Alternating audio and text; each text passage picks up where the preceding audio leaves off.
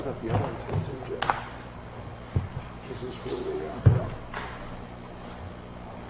yeah, I must have, I have them, but not with me. I was looking at just, yeah, are we live stream? Okay, we're live, so everybody knows.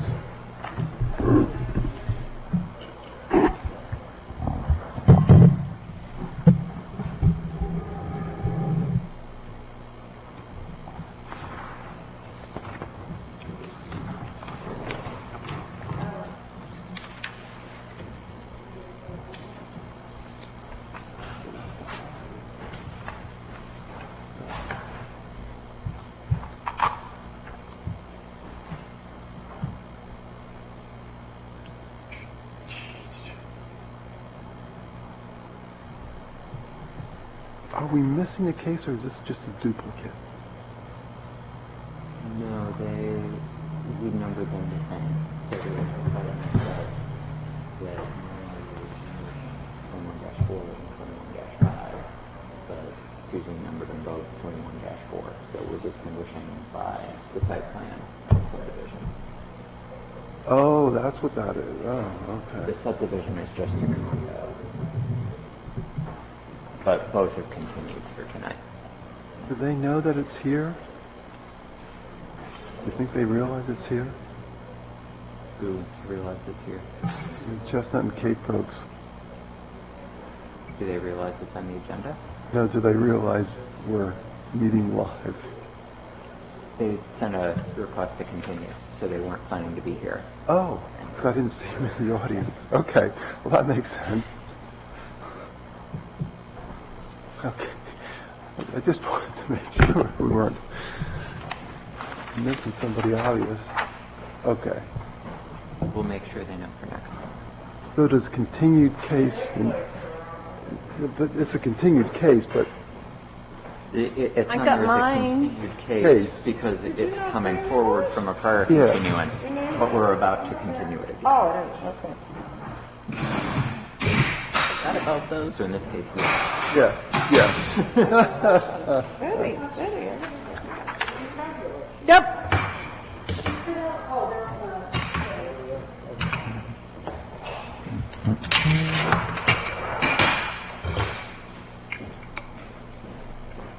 Like, is this mine? I think so.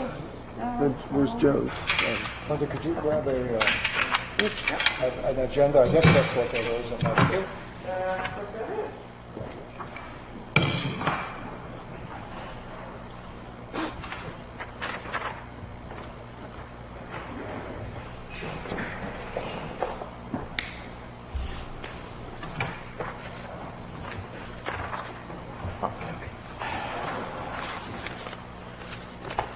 Oh, this is pretty cool.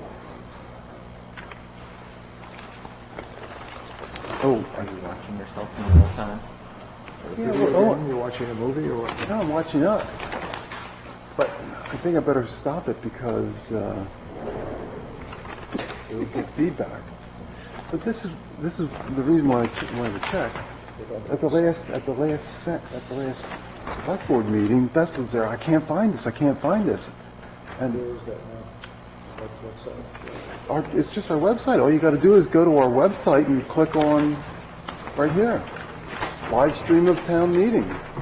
All you do is click. I mean, it's the top thing on the list. I don't know. Maybe she jumping around. Okay. Anyway, I'll be able to show her Tuesday night. Test. Ooh. We're recording, so I think we can start whenever. Are we ready? Yep. Okay. I called the planning board meeting of June 24th, 2021 to order at 6:36 p.m. Roll call? Or we do roll call? Yeah, you can go around the table and identify voting designation. Nope. Hal Kreider. Joseph McCaffrey. Lee Baldwin. Tim Jandenberg. Betty Smith.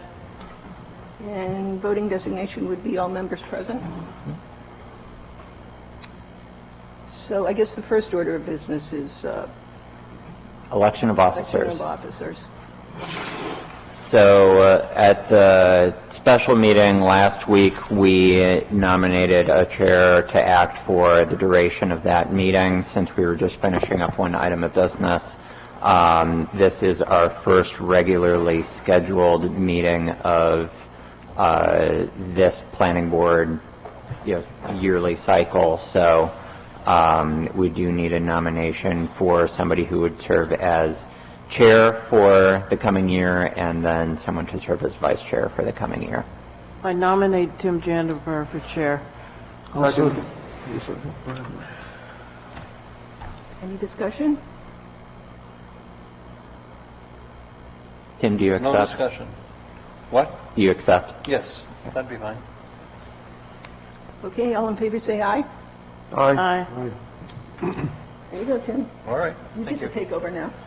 All right, thank you. So we You're need, Vice chair. yes, we do. So I can't make any motions as I understand it. So we need a motion for somebody to be the vice chair. Well, I'm just going to ask a question. Joe or Lee, would either of you be interested? Well, yes. I'll say yes. And Lee, or would you be interested in continuing, or? Well, I've done it. I can take a break. It's not a problem to me. I nominate Lee. I'll second that. So much for the break.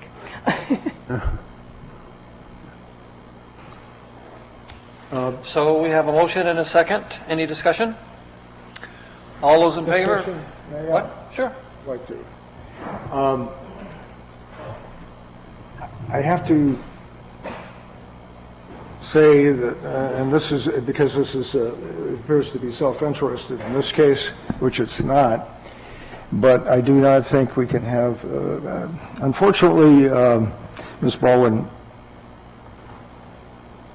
expressed her opinion on various cases out of order during the year, and because of that, had to recuse herself on a couple of occasions. And, I understand that people have opinions on things, but in the case of this board, which it's been expressed as a number of boards in town sit quasi-jury-like, to prejudge cases that come before us is not a wise decision, and therefore I cannot vote for somebody that chooses to do that. I appreciate the fact that people sometimes have prejudgments, and that's certainly the case, but then to further discuss them in public is to prejudice what's going on this committee, this board. So that's my view of that. All right. Is there any more comments? All those in favor? 1, 2, 2. All those opposed? 2. So I'm not sure. That fails, right? The motion was to nominate Ms. Baldwin. A tie Vice chair. vote does not pass the motion, so the Right. motion fails 2-2. Well, in that case, I'll nominate Joe. All right. So we have a nomination. I'll second it. No, I can't second either, No, can I? you can't No. second. All right. So I'll second it. there you go. Any discussion? Got a motion and a second? All those in favor, say aye. Raise your Aye. hand. Aye. So 1, 2, 3. You're abstaining, Joe? Yeah, I'll abstain. And all those opposed? It's a tiebreaker. You're abstaining or opposed?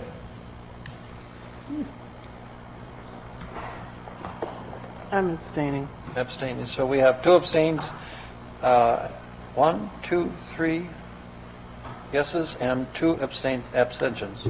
So then it carries. What? That would carry. Yes. So you get your rest. Thank you. All right. Thank you very much, I think. I just have to say that, Congratulations. Thank you. And you have my sympathy. following Bob Strobel and his many years of incredible chairmanship of this planning board is going to be tough, and I'm sure it's going to look like sausage making for a few meetings, but I truly believe we'll get there, and I will learn how to do it a little better each time. With that in mind, I think the first thing we need to do is look at minutes. I'll make a motion to approve the, whoops, I don't know the date, sorry. The 10th. The meeting, the minutes of the 10th. Was, Oh, I no, think you also actually, have May 27th. I was just going to say, the ones I have up are May 27th. yeah, could we start with those? Yes, Okay, thank you. May 27th, that's the one where we had many different items up on the agenda, We were still in, accepting input. So that's the We were motion still you're on, making, Hal? Yes, for the 27th, Second. May 27th. So we have a motion and a second. Any discussion? They look good. Okay, I just have one thing, and we're on page, oops, sorry. Meant to have it open.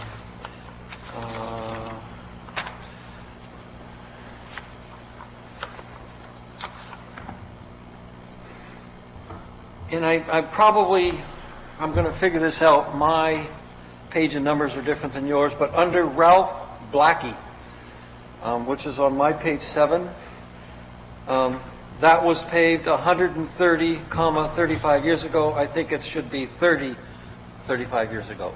I think they were saying 30 to 35, not 130. And that's the only thing I found in those minutes that need to be corrected. So that was under Ralph Blackie. Yep. Okay. Are we okay with the as amended? All those in favor?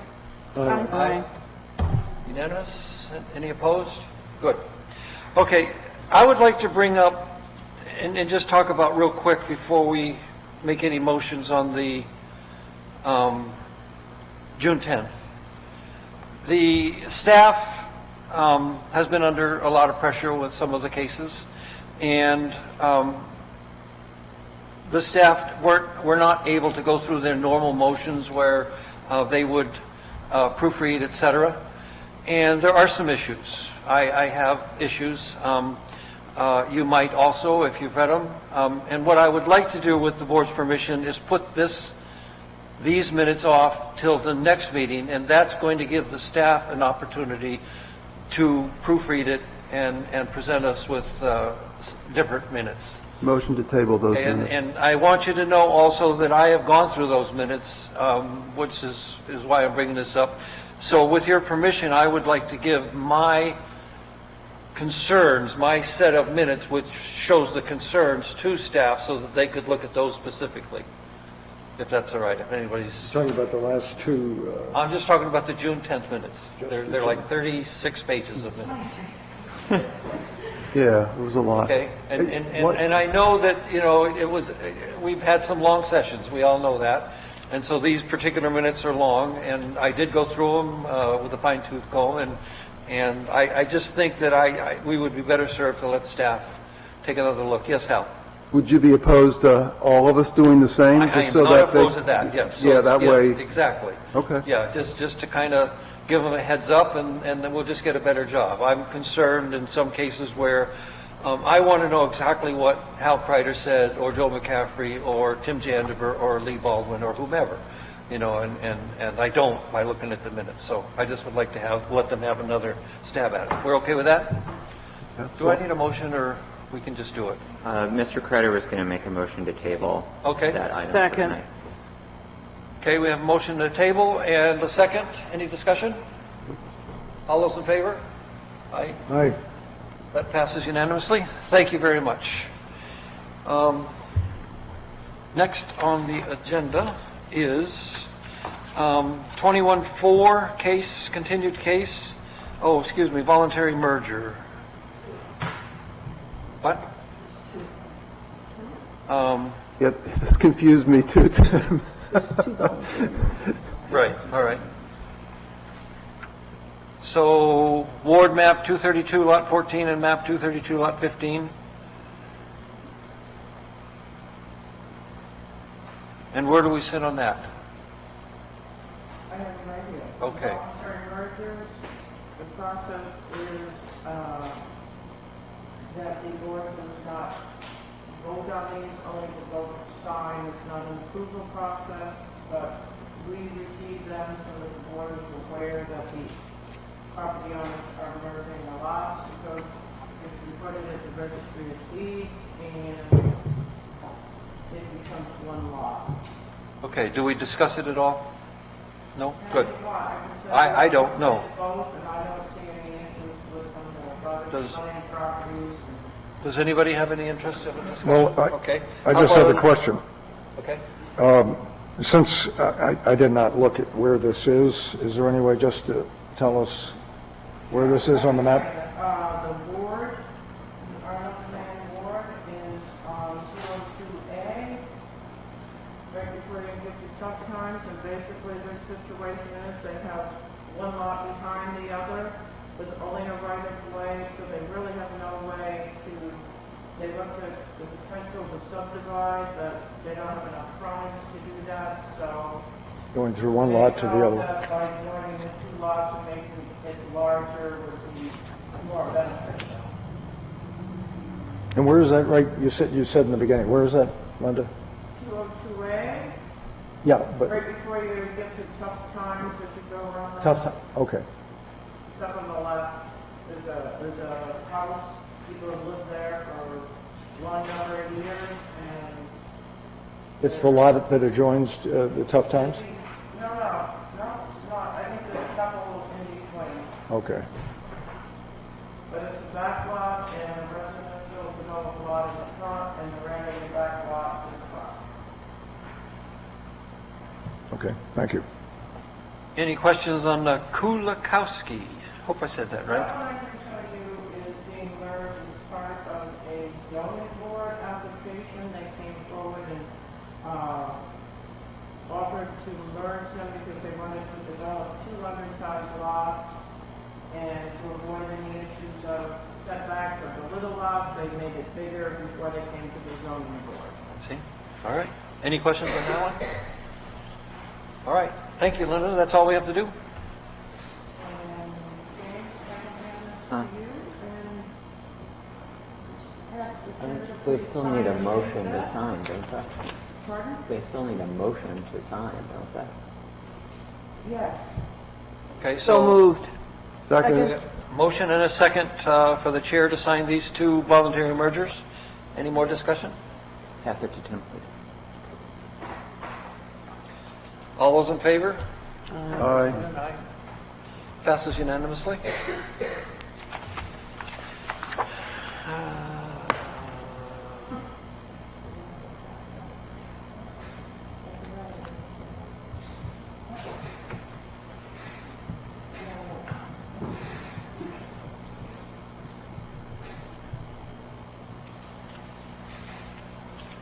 You said I have to date these, Linda? And is there a spot to date them? Nope.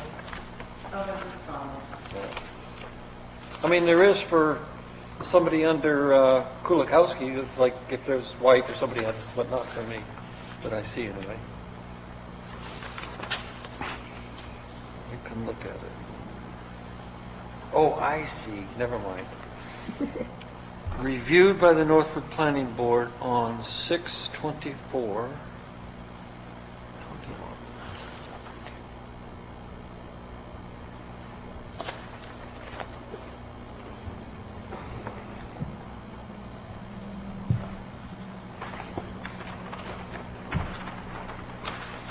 All right.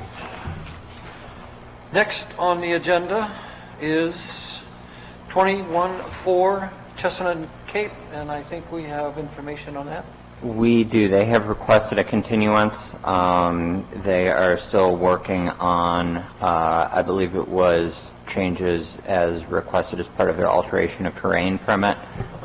So they wanted a little bit more time to address those comments from the state, so they will not be appearing tonight.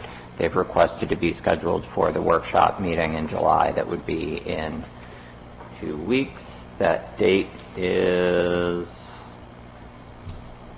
That's almost 3 weeks, isn't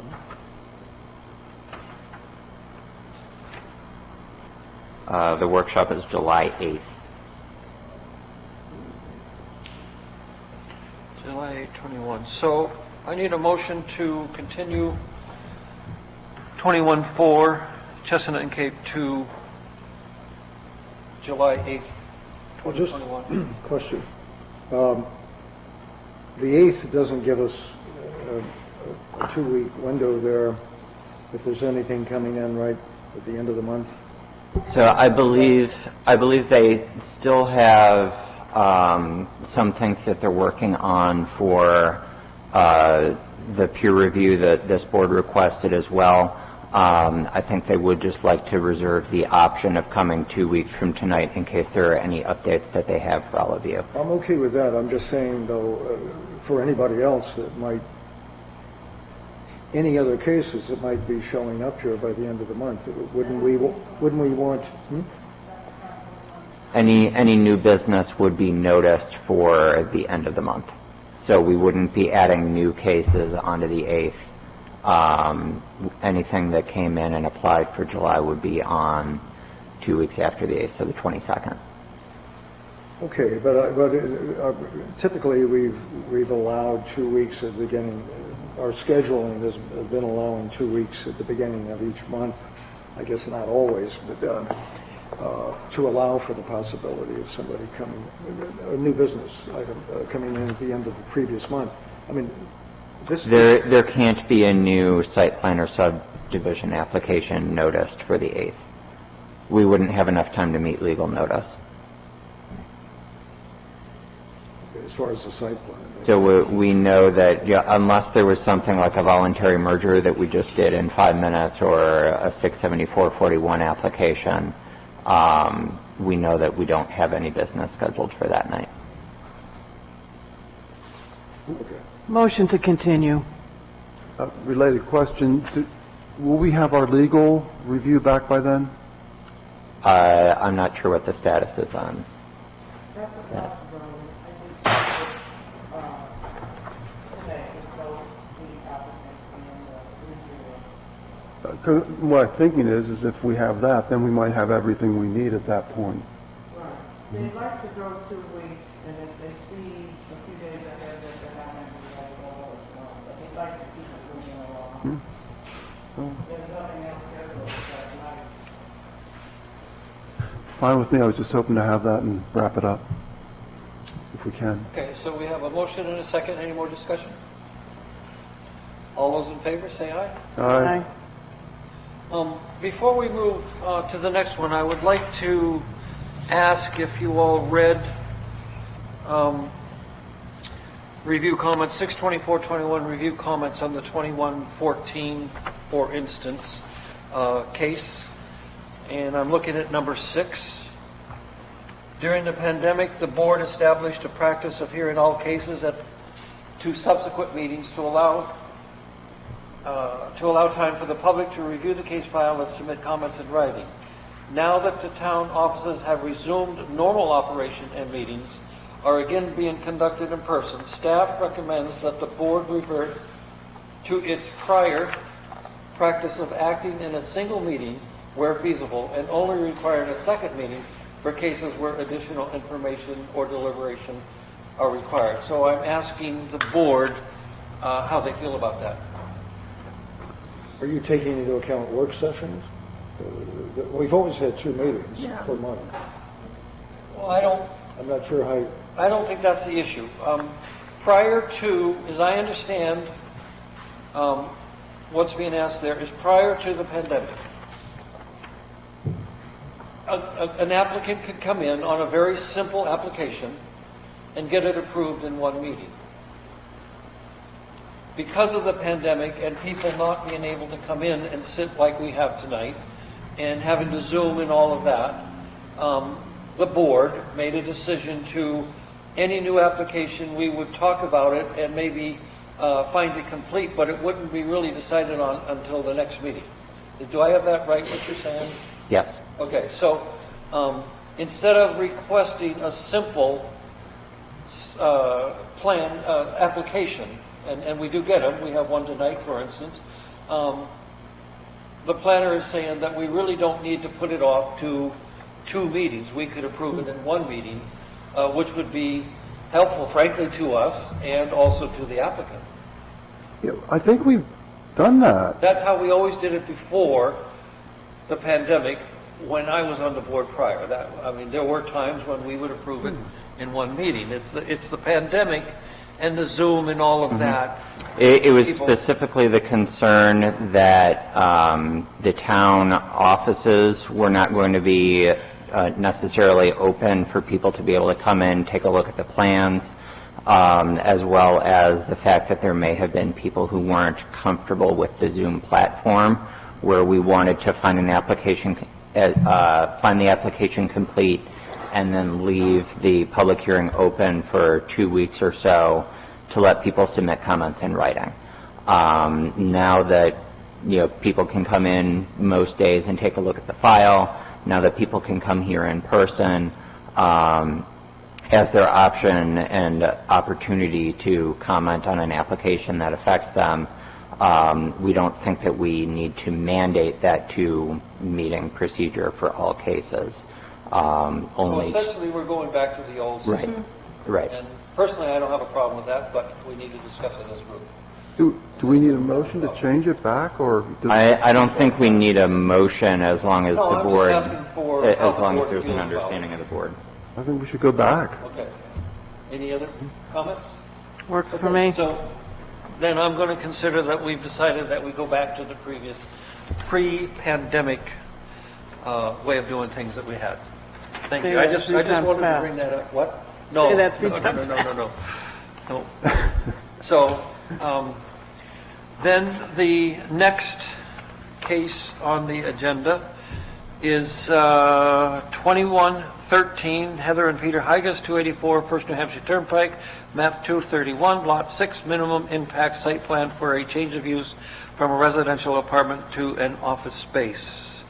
And I think the first thing we need to do is discuss whether this is complete or not. Yeah, or the applicant can come up to the table if they'd like. Yeah, I think it's up to the board as to whether you'd prefer comments from them before or after finding complete. I feel the application is sufficiently complete for you to begin your review, and I would recommend a motion to find it complete. Okay. So moved. Second? You want to hear them first? We can listen to them, too. Okay. All right, so we have a motion and a second to find it complete. All those, any other comment? All those in favor say aye. Aye. Okay, so that's the first step. Good evening. Could you tell us what your plans are?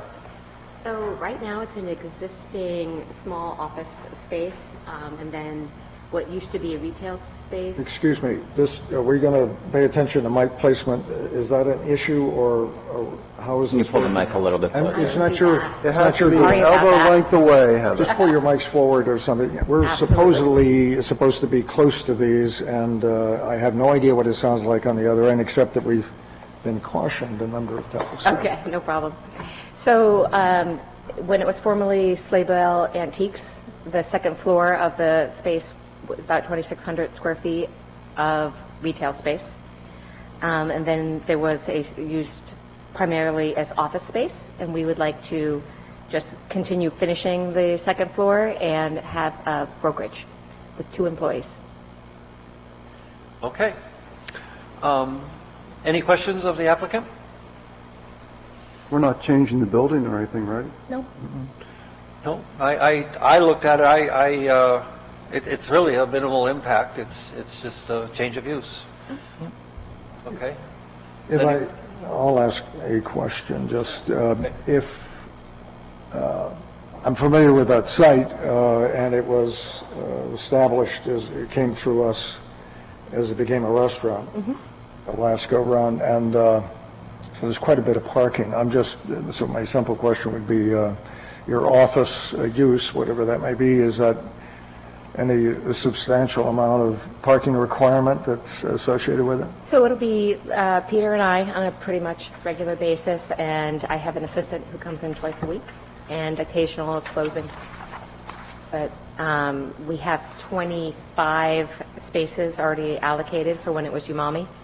We don't even come close to using half of those at the present time, and we do have space if we needed to add in 2 spaces. But we have the space to do it. There is I'm not clear on how it's being used. This is an ongoing, I forget what that sign says. Stand, yep, it's the stand, it's a coffee smoothie shop. That's different than what It you're... is, yeah. Umami was more of a sit-down dinner type of establishment. Yes. This is more of a grab-and-go. Yeah. So we just don't have the traffic staying there for longer periods of time that they used to be. Okay. Thank you. Any other questions from planning board? So we need to talk about and continue remembering to talk about regional impact. So it's recommended that the land use boards discuss whether potential for regional impact exists under RSA 36:54. Staff recommends that there is no regional impact. I make a motion to Okay. agree with that recommendation. Second. No regional impact. Okay, any discussion on the regional impact? All those in favor, say aye. Aye. Thank you. So there are a couple of issues, and staff has explained those to them. We're waiting. There was an email today, maybe, I just saw it today, stating that we're still waiting for the DOT. That email came to me, I think, 2 days ago, and it stated that we were still waiting for the NHDOT driveway permit to actually be issued, although it did sound from Mr. Hewitt's comments in the email that they intend to issue it. So that's something that we very frequently require as a condition of approval. And, So that would be one. We could sign off as soon as, all of those conditions were met. Okay. Also, in the past, and in my opinion, today, we should ask also for on the existing septic system, normally we would get written confirmation from a licensed septic designer indicating that the system has sufficient capacity for the proposed use. How does the board feel about that? Conditional. Okay, so that's another condition. We actually have a future plan already on file with the town. I believe Bobby had to do that when he put in the farm stand. So we have the existing one, but we have already an active plan for if it failed, we'd be ready to go. Okay. I think that was about it. Conditions of approval were changes. So they've used an old plan, and we need to ask them, so we will, to cover up the previous chair. Correct. It's just a It's couple not a big minor deal, details. just to white it out. Right. And note the date the plans were amended for the current approval and by whom they were amended, et cetera, et cetera. So we can go through all of these, but they're pretty simple. Applicant provide copies for necessary federal, state, local permits. We always do that. 3 copies, we always do that. Signed by the chair indicating final approval, all conditions of approval, waivers granted by the board associated with other uses and approvals, et cetera. So, We need to vote on the requested waivers, right? That's the other case. yeah, there was a waiver, I'm sorry. Not on this one. No waiver. Oh, wait. I don't think there's one on this one. No, no. There are 2 waiver requests on the other case, but I'm looking not at on That's this the other one. case, good. Looking at the loan sheet. So we don't have any waivers. Motion to accept the application with conditions as stated. I'd like to hear the public. Yep, all right, thank you. All right, so we talked about septic, so number 5 is public hearing during the pandemic, we talked about that. Is there anybody in the public that would like to speak on this issue? So I'm opening up the public comment. Mr. Graves, you don't want to say so, I knew you. I just want to. Here. Is the, You can sit here. Number two. Works. Thank you. Actually, probably they should use And the, I don't have much to say, other than I think that the septic issue has been rectified. There's a brand new plan on file for that property, and the gallons per day with the new design exceeds what we would ever need. So, and the existing use upstairs for an apartment was a building permit pulled in 2016 that has expired years ago. There was an 11 by 18 office that I was using myself that has been approved for the last 2.5 years. Okay. So just the existing use, I think there's a little bit of contradictory there. But outside that, I think it's pretty straightforward. All right. Anybody else in the public want to speak to the issue? All right. We're going to close public comment then. hey, Tim, just a suggestion. Yep. That maybe for public comment, we have the public Yeah, stand I at think you're the right, yeah. other mic. Because this way it looks like he's the applicant.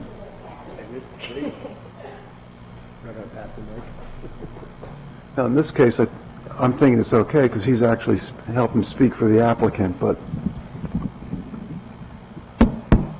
that's good.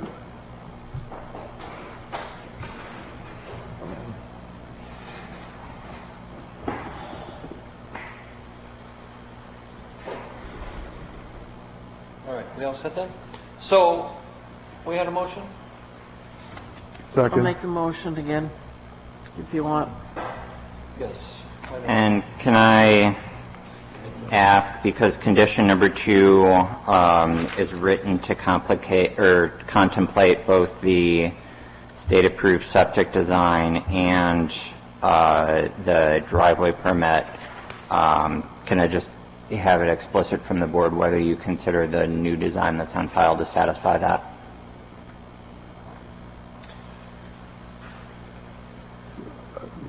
Can we turn that around and ask the planner, has he looked at the new design? I have not looked at the new design that's on file for this, although I do recognize that if this was deemed acceptable for a building permit for an apartment at one point, an office use is going to be less intense on a septic than Okay, Hal, Linda a had her residential hand up apartment. first. That's fine. Ms. Smith? Yes, I would just suggest one or two things, either the building inspector approve the plan with the apartment that Mr. Graves is talking about. My understanding of talking with the building inspector was after that building permit was issued and it was never built. A subsequent building inspector was concerned about the issuance of that.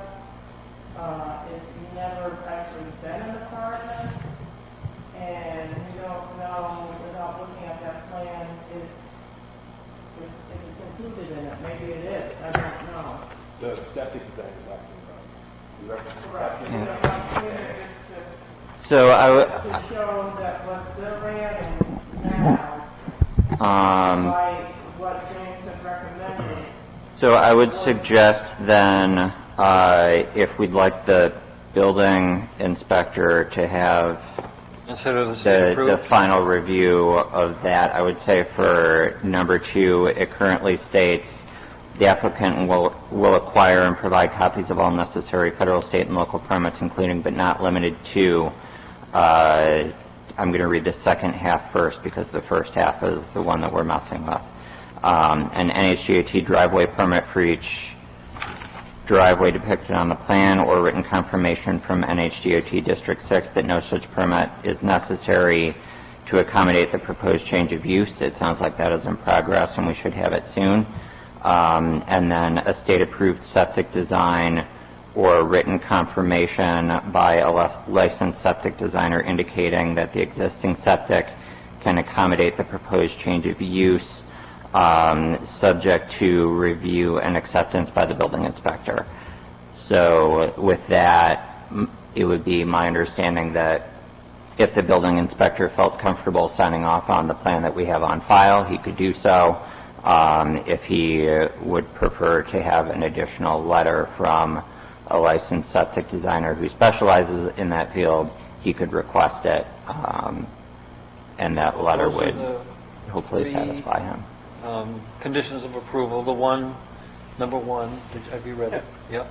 And then number two, as he stated. Yep. And number three, 3 copies of the plan signed by the applicant for town for signature. Those 3 are prior to signing. I do have 2 additional ones. And they are? Prior to occupancy, the plan shall be signed by the chair indicating final approval of the planning board. That one is more a process FYI for the applicant that the plans need to be signed before they can occupy the space. And then a condition subsequent, since we've had previous approvals for other uses on this site, I wanted a condition in the NOD, all conditions of approval required and/or waivers granted by the board associated with other uses and approvals that remain on this site are still in effect. So Ms. Smith has agreed that that's her motion and those are the conditions. Who seconded it? I did, but Are those okay, the 5 conditions? I'd like to discuss them a little bit if you don't mind. I don't. I'm a little bit leery about the one with the building inspector and the septic.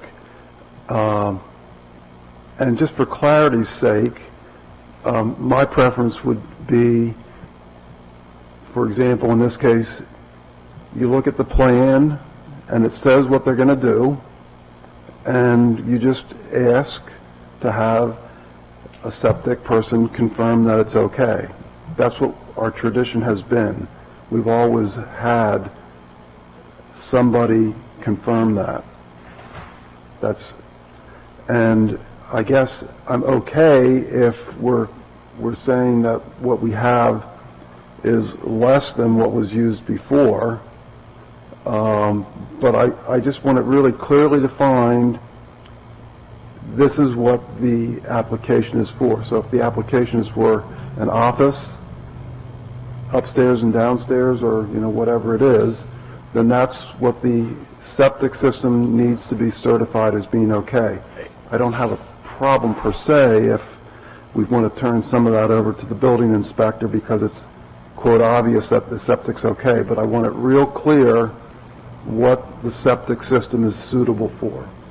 Well, Hal, are I you... don't, I'm sorry. excuse me, just go ahead, Joel. Well, just to clarify, or to hear, Al, are you saying, though, it seems that if the building inspector agrees with James' point, let's say, the essence of it, that if anything, this is a lesser use of the septic system, as you move from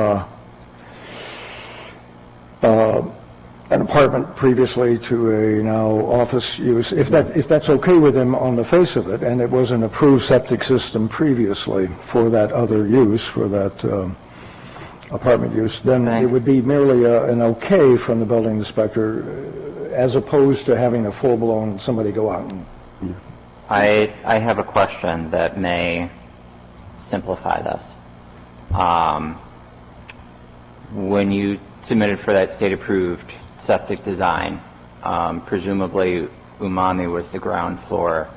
Did it include a statement that you were using upstairs for office use? For office. As part of that application. So for all intents and purposes, the design that they have said ground floor restaurant, second floor office, or no? No, there was nothing about a second floor. Well, let me clarify. Saying the word office, because it was a desk for your mommy to do their day's tally, is different than having an office for the public to come in that was approved by the planning board. I think that's a difference. Can I I say think something? that's, I mean, the difference would be 2 people, right? So currently there's It's an, a regulation, not the number of people or anything else, but, and I don't But know it's- that the apartment was part of the septic design, that's why I thought it'd be easier just to. the apartment was part of the original septic design in 2016. There was a septic design, that 2016 septic design expired in 2020. So we had one made up to reflect the future projections of what that location is going to need. And then put in the apartment thing upstairs. That, I'm not going to, I'd have to go back. But we did have extra gallons per day as per our use, and those calculations would have to be. So, I understand it was a residential use that was on the property that was removed a number of years ago. I don't know what an year approval, that- a use, I think, it was never used. There was a building permit approved. And there was no action taken further, other than, So I think the cleanest way to do it would be just to have that letter as being said, and then there's no question. Yeah, the what? Letter. so just to And to clarify what we, rewind, right, so you guys have a copy of the septic design on file, because that was the second previous building inspector signed off on that. So the town has the file on, the design on record. So what is the protocol from moving forward? so what we typically look for in these letters from the licensed septic designer is a statement that this is the gallons per day of the approved use, and here is the list of the approved septic, and here's the list of uses that are on the site with the anticipated gallons per day that each use would generate. So we would be looking for somebody to compare, here is the design you have on file, say it's good for 2,500 gallons per day. This is how much you can expect out of the restaurant that's there today, and this is how much you could expect out of the office that's going to be there tomorrow if this is approved. And I'm recommending that if the board requires that letter, that we could accept it as a condition of approval. So in a sense, you wouldn't have to come back to the board. The protocol would be you deliver it with any of the other conditions of approval to the town office, and as soon as everything is in and in the file, staff can just call the chair and he'll come in and sign. That sounds to me to be the Cleanest. easiest. Isn't it? Yes, I just, on the record, it would be helpful if the Hydras just clarify that they're comfortable with Mr. Craig speaking on their behalf. We didn't ask that. You know, he has a lot of knowledge about the building that we just didn't have. Okay, so we're going to go back to the condition of approval being a letter from a licensed septic designer. An additional, yeah. Yeah, an additional letter from a licensed, approved septic design, licensed septic, by a licensed septic designer indicating the existing septic can accommodate the proposed change of use. And I just don't see that as an issue, but it's going to, Do we have to hire then that person to come and do that? It would be somebody that you find, yes. I mean, and so just the fact that we have a valid septic design that was slated for a restaurant that had probably 4 or 5 times the number of people that are currently or would be in the future using the property, we can't use that as some sort of So Parallel. the approval for restaurant is in place, and I understand it sounds like the version of that is happening downstairs is a lower traffic use than Umami had been. But if Umami and this current iteration could both operate in that space, there would be nothing to prevent Mr. Graves from sort of reverting to that more intense use under that same permit. So what we're looking for is if the existing approved septic plan included in its calculations and this square footage of office space that is anticipated to generate this load on the septic is included in the calculation, we could look at that and say, okay, your square footage or your number of employees match what we see that somebody already took into account. What we are looking for is if we don't have that in the calculations, and it doesn't sound like we have it explicitly in the calculations, we would want that licensed septic designer to say, this is what we would expect the load on the septic to be from your proposed office that is the thing that's changing.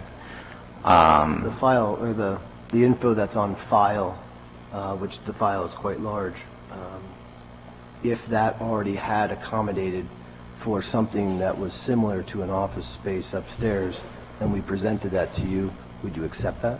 Because I don't think anybody's actually seen the file. Yeah, I think if the, if what was actually approved on the file said we have a restaurant of this size and we have an operation that described what you are proposing to do, then I would say that septic design had accounted for the use.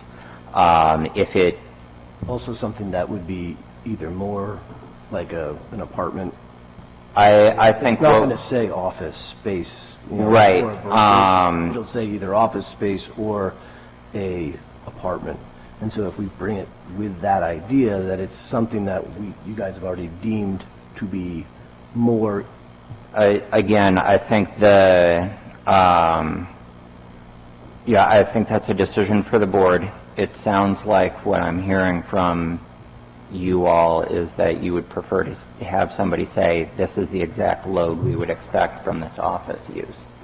It certainly is the way I'm leaning, yes. And my concern is, I'm hearing what they say, but I'm not sure what's in the file. And in order to look in the file, we would have to put this off for a couple of weeks, and that makes no sense to me. So I've heard of apartment, I've heard of office. I know what Umami's was, I've eaten there, et cetera. At this point, it seems, honestly, that we need to know exactly what's going to be there, and will that load, is the septic capacity enough for that load? I don't think there's a problem, but we need to cross the T's and dot the I's. There was also an antique store there, so I mean, it was a functional store, which had customers, you know, so you had a lower level and you had a store above it. I just think that we're, like, the things that have been there versus what you guys are asking us to do, they fully cover what we're trying to do, and just putting these, you know, additional items that we got to cross to move forward just seem like encumbrances. I have a, Mr. Chairman, Yes, Joe. question. So I'm wondering, James, from your perspective and what you said, and I understand the applicants arguing from maybe the obvious or the common sense of it is not, you're looking for the just that we satisfy the rules that we have to satisfy, and that we're not just arbitrarily or on a surmise, this is what maybe will work out. But can the building inspector, in fact, accomplish what our building inspector accomplished, what you're saying? Can he look at what is in existence for the septic system, that is what it's stated to be, the original plans, what it was approved as for this restaurant? Can our building inspector, in other words, pass a judgment here instead of just going a step further to have a certified septic design person do this, as you were describing?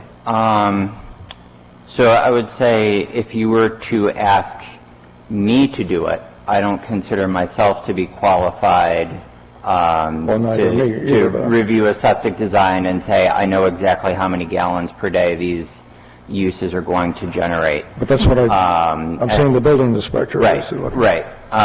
So that's why we typically have in the past required somebody who has that stamp. I don't know the current building inspector's qualifications or background with that septic. It would be different from how we have operated in the past to tell the building inspector to run those calculations. Okay, here's what I'm doing. I maybe didn't state it clearly enough. I wasn't asking him to do the septic design approval, but merely to recognize perhaps what the applicant is saying, that this was approved, the septic system was approved for a restaurant and some additional function.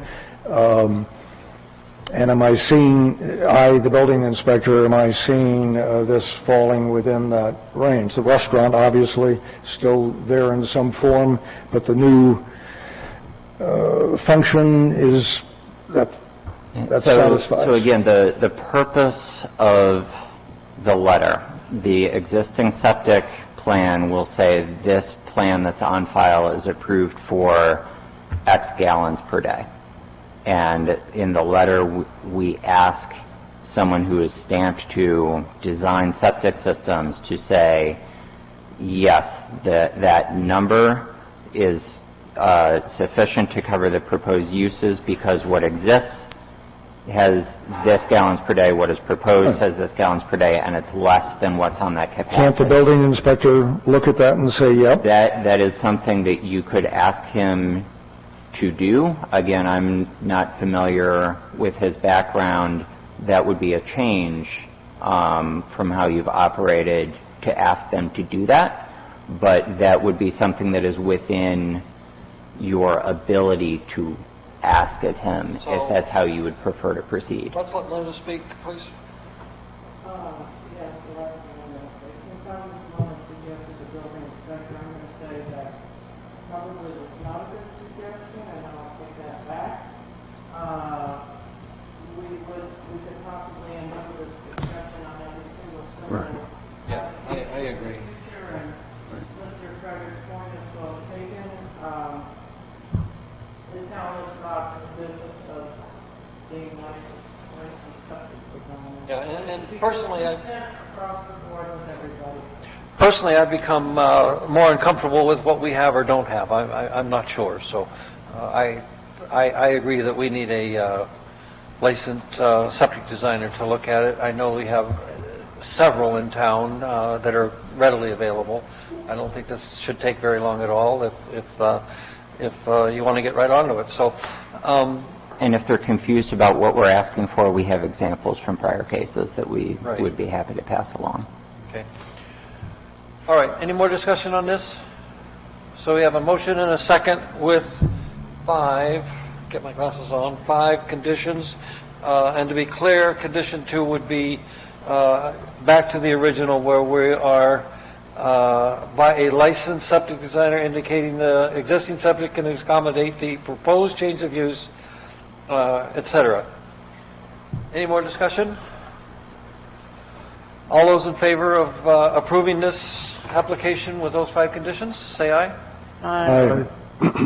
So you're basically approved, you've got 5 conditions. None of them are a big deal, other than you're going to have to get a septic designer to look at it, so that we feel comfortable with it. I really don't think you're going to have any problem finding somebody that can handle that fairly quickly for you. Are there any questions? I just want to make sure I understand the 5 things. It's the septic, it's crossing out the name and dating on the maps. How do I get it? What the 5 ones are, and then how do I get can I just come in on Monday and take care of all those site plans? Because I have to physically have them all to do that. Perfect. Yeah, that's really the easiest, is make Linda your best friend and things will go smoothly. All right. Thank you very much. Thank you.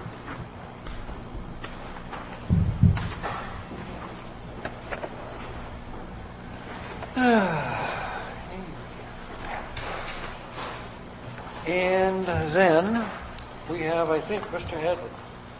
21-6, Jim Hadley, Old Mountain Revocable Living Trust, Old Mountain Road, map 235, lot 34. You want to come forward, Jim? How are you tonight? How are you tonight? Good. Do I got to speak up? Getting old is fun, isn't it? I'm good. Good. All right, so in this case, I think what we're going to do is give you a chance to tell us what you're doing, and then we'll find you complete or not, and go from there.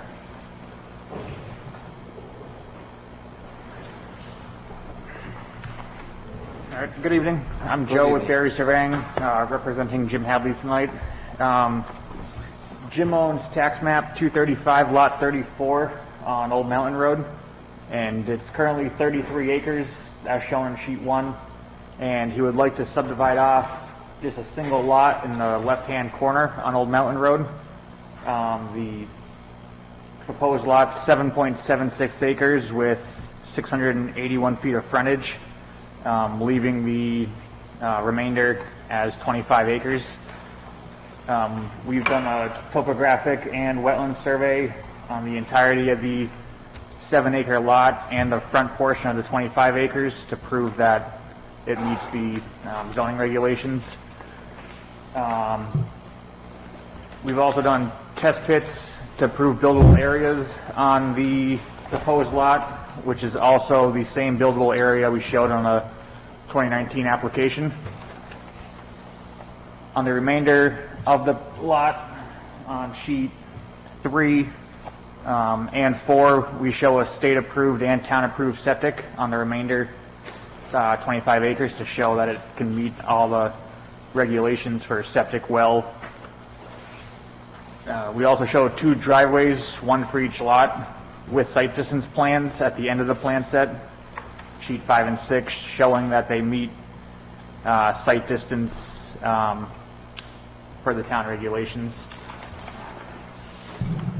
We are asking for a few waivers, and we can go over those whenever you would like. And for now, I'll turn it back to you guys. What's up? I don't. Copy of what? The plan? Yeah, you can just take this one. But we're going to have a list of abutters and comment in a moment, right? So, Yes, here in just a second.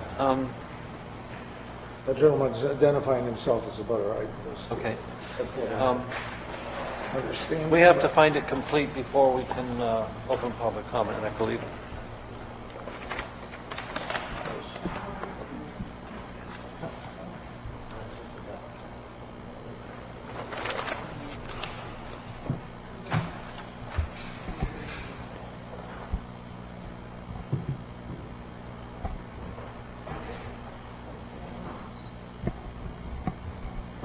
Joe, can I see the?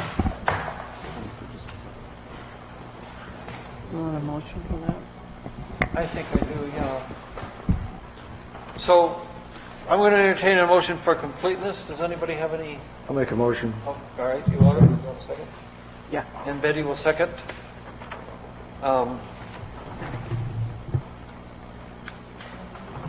If you looked at the review comments by the town planner, the applicant has provided a 6-plan set, cover letter explaining complete subdivision checklist. Staff feels the application is sufficiently complete. Are there any questions? Do anybody have any concerns about the completeness? Yes, Sal. I know there's a waiver, oh, sorry. I know there's a waiver to request not doing the topography surveying on the full 25 acres. Correct. And I agree with that.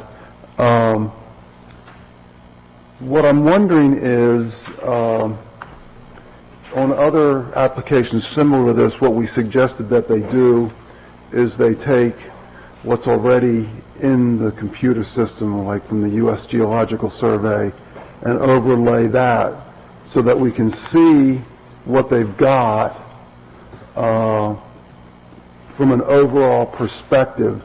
That lets us make a little bit better judgment in terms of whether we're missing anything, and it would certainly make me feel a little bit more comfortable in terms of waiving the need to do the whole 25 acres. But I'm a little bit uncomfortable not knowing what even the basic terrain is going out through the back there. I'm not saying it would stop me from necessarily moving forward, but I am a little bit uncomfortable not knowing. It's sort of like, Well, you just have no idea what's out through there. I mean, maybe you So could, I'm just wondering, Hal, if you would mind if we can find it complete and then I'm do the sorry. regional impact and then talk about the requested waivers. Is that all right? Go in that order? I confused that point. I thought completeness included whether or not they had those things, but you're saying we The can, application is complete. yeah, I'm sorry, I'm fine with That's that, fine. yes. So does anybody have any issues on the completion of the application? We have a motion and a second. All those in favor of saying the application is complete, say aye. Aye. Motion carries. Okay. It is also recommended the land use boards, as we said earlier, discuss whether potential regional impact. Staff recommends that the board make a motion that no regional impact exists immediately after finding this application complete. I'll make a motion of this. Okay, I've got Betty Smith. Joe, can you be second? Second. And Joe, second. Any discussion on the regional impact? Hearing none, all those in favor say aye. Aye. Thank you. Now we'll go to the requested waiver. So the first one is section 4-10, 4.10, B1B. The applicant requests a waiver to not conduct a topo survey of the entire 25 remaining acres. So we heard Hal, and I understand what he's saying. Does anybody else have an opinion? Want to talk about it? Well, may I ask the applicant a question? Other folks have come before the board and they've indicated it's relatively straightforward to do what I suggested. What's your opinion of that? Yeah, I mean, if it would get the waiver approved and be a condition of approval, our project is on GPS, so you show Google contours in the back at 5-foot intervals. Yeah. Relatively easy. If that was a condition, we could certainly do that.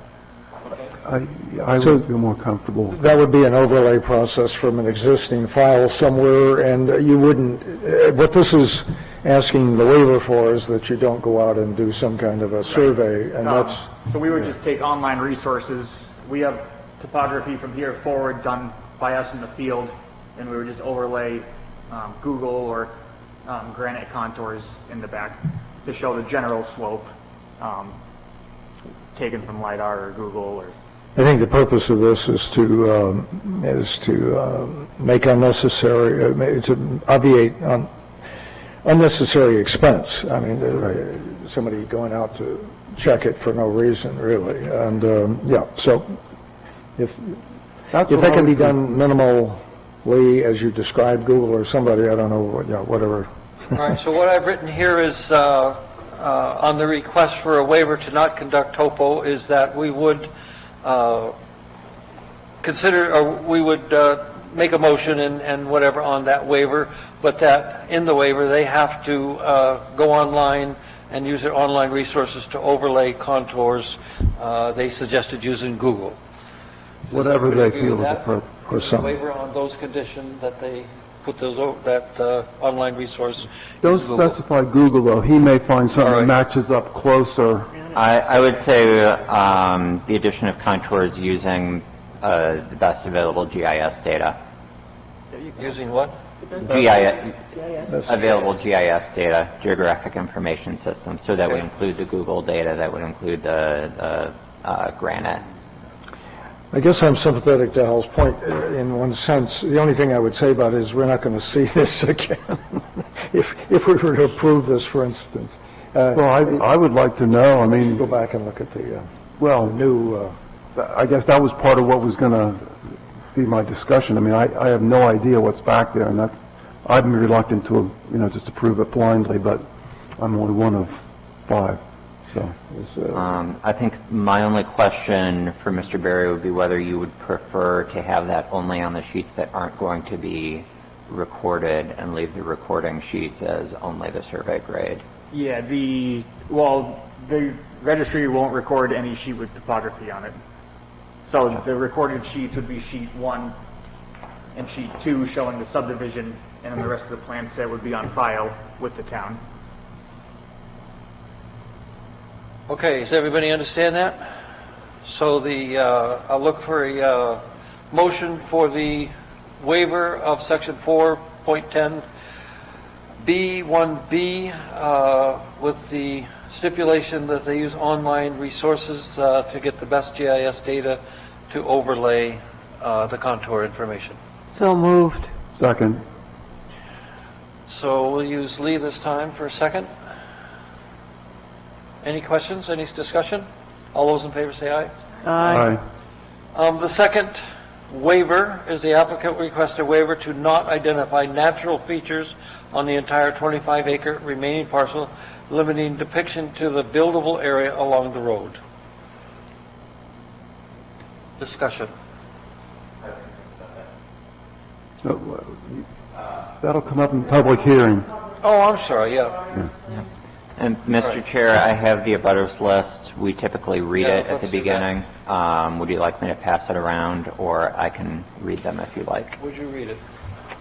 So the abutters list that I have: Old Mountain Road Revocable Living Trust, James Hadley; abutters Craig Campbell of Northwood, Joseph Wilczynski of Exeter, Joseph P. Gilbert and Kristen A.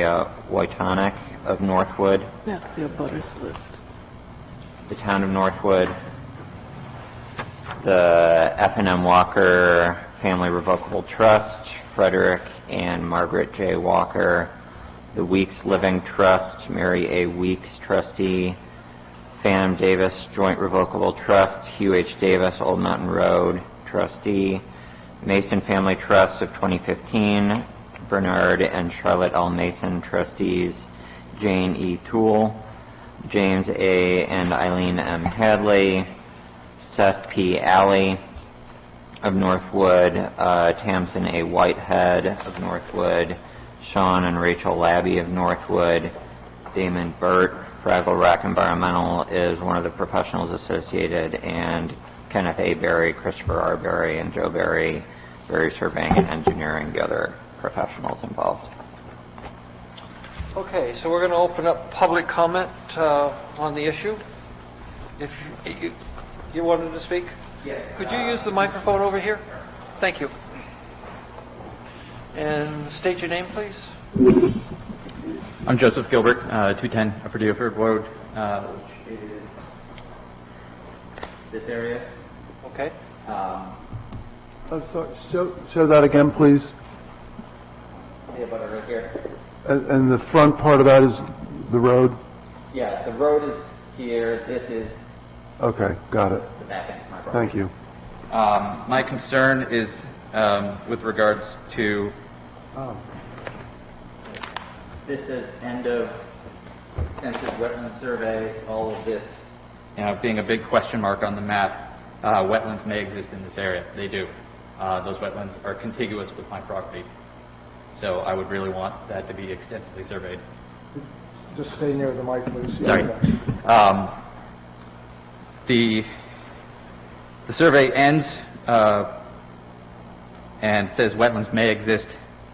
I've walked around. There are wetlands that are contiguous from the back of this into my property, and I would have concerns about any construction potentially changing the flow of that. There's a stream from that wetlands that comes through my property. And the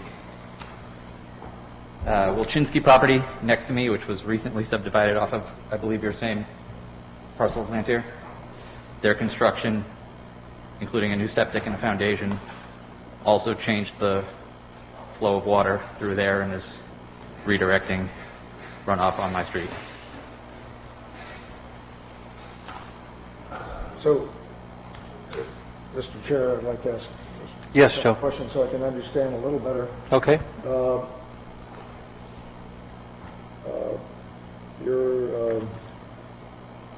Let me make sure I'm in the right place. Wojtanek? Yeah, Wojtanek and Gilbert. I'm sorry? I'm Joseph Gilbert. Joseph. Okay. And though your property isn't delineated there, there's a stone wall boundary between you and the, you're Gilbert? I'm sorry? Yes. Okay. Stone wall boundary, but you're saying that's wet in the back on the So there's a stone wall boundary on the back, but the wetlands cut through. It extends over that wall into where you are? Yeah, if you want to point. The wetlands come back through here back through the Wilczynski property and through that into my property from the side. Uh-huh. And when some work was done on the Wilczynski property, it caused some changes in Yes. the flow of the water or the surface water? Is that what you're referring Yes. to? Yes. Was that, aside from a change, was it in any way detrimental to your property? Did it affect you in a negative way, or was it simply just a very... He's not technically in a butter because that subdivision removed the abutting, but the person across the street from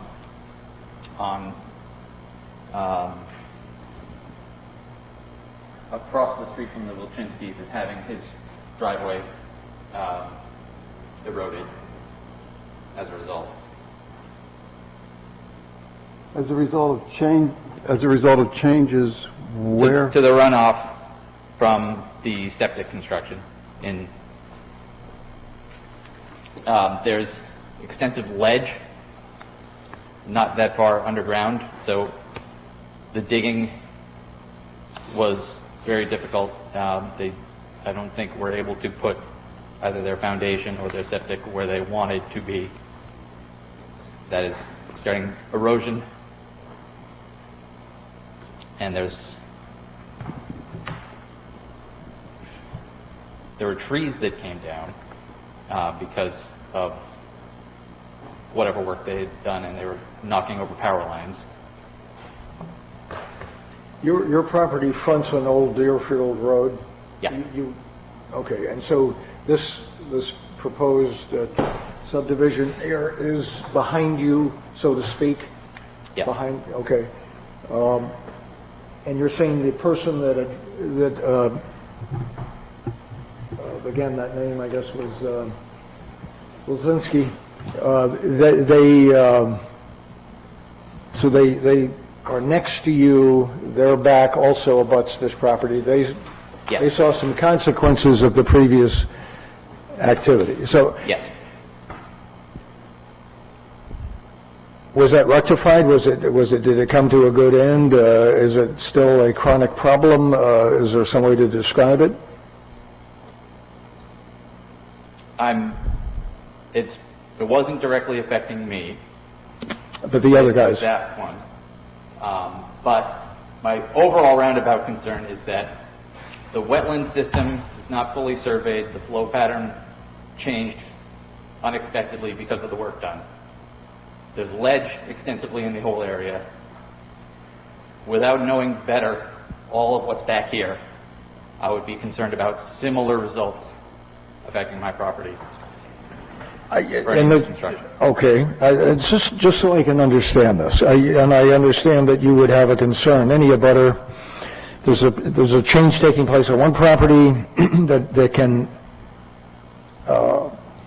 affect, bleed over, wash over, cause a terrain change, and we have a wetland situation of some sort. I understand that could be a concern. I suppose I'm also trying to understand, though, the context. As I'm seeing this, the proposed subdivision and the two proposed houses are I don't know what to call it, up in the front of the property on the Old Mountain Road side, and the rear of it's being left alone. Do you, if I'm understanding, of not surveying that back end. But surveying it, would it change? I'm not clear that changes anything. What I know this is a surmise on your part. You're not a topographical engineer or something. Maybe you are. I may be misspeaking. But since the activity proposed is up to the front, let's call it the front of this property, the old Mountain Road, is it possible that the rear of it being left alone won't have any effect on you? Because the wetlands continue from the part that's being subdivided through the back that's not fully surveyed and then through my property. I have a concern that any change to the part that is being subdivided would affect the contiguous, because I have seen it, but it's not mapped. All right. I'm trying to get to a little understanding, I'll leave it at this, that, and I know you can't answer this definitively, but let's say this was surveyed fully, and the wetlands identified, and the elevations and so forth delineated. How is that going to change your concern? The actual concern of, gee, they'll be doing something up here, but now we know what the elevations are in the wetland in the back, but how does that protect you or help you or whatever? That's what I'm trying to what do you see? I'm not, yeah. So they survey it and they give you the numbers and they say, here's the contours, here's the wetland. Now what? From your perspective, I'm not asking, just make it. I would want assurances that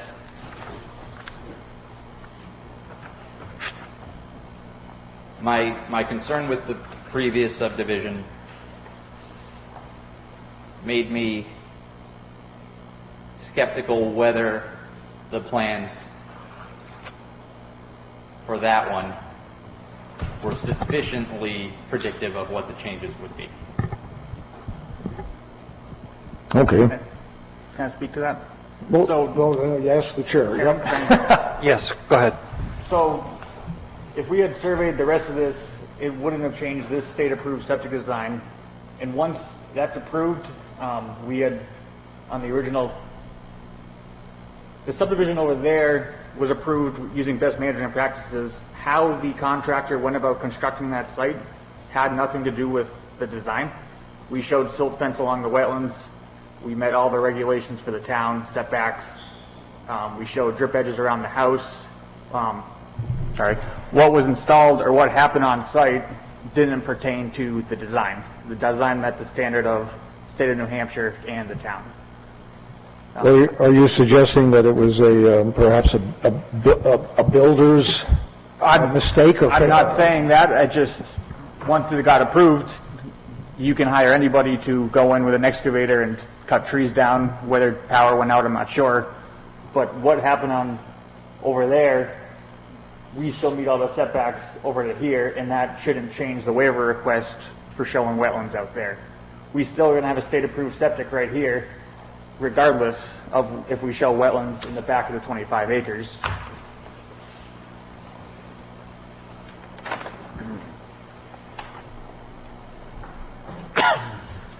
If there is a disconnect between what the approved septic plan is and what actually goes into the ground, what assurances are there that this? Go finish. So I can answer that. The insurances are, we have a building inspector, and it's his job to go out from start to finish on a project and make sure that what was agreed on between the parties and the planning board is what happens. We have a new building inspector. I haven't met him yet. I understand, I just missed him down at Camp Yavna by a few minutes this morning. But I'm sure that his intention on something like this would be to do just that, would be to do inspections. I know that Charlie, his predecessor, did that. As far as I know, he certainly came into our camp often and made sure that we were following the rules and what was agreed to by the planning board. So, I mean, that's how it works. If during that process you have concerns, then you should bring up the concerns to the building inspector, and he could go out and take a look and see if you're right or wrong. I mean, he's being paid for by taxpayers, so he's there for you and us. So that would be the procedure.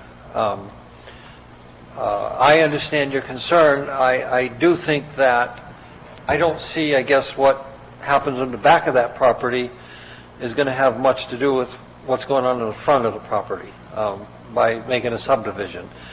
He has to go through all the motions of getting the right permits and everything else.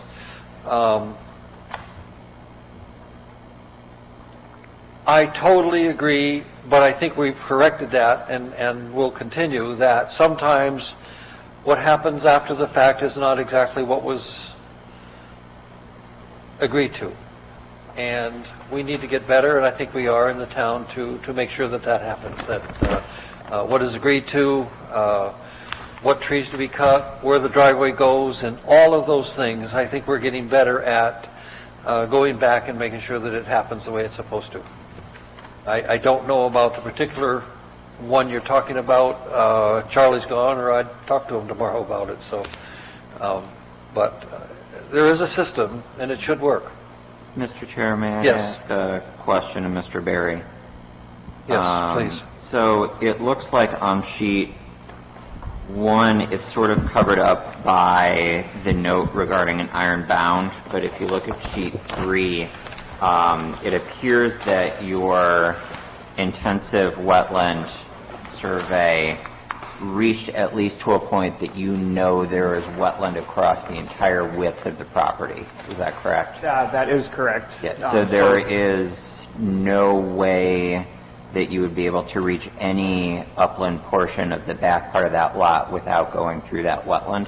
That is correct. There's no way to access or build back there. Okay, so if that were to happen, and if some future party were to decide that they wanted to access that back portion, you would be required to apply for variances through the ZBA to impact that wetland proper, and you would need to effectively survey the full wetlands at that time to determine exactly what those impacts would be, correct? And if anyone ever wanted to build back there, they would have to go through the town, the state, wetland permitting process. But I'm not sure if the state would agree to let someone build back there because there's a buildable area up here.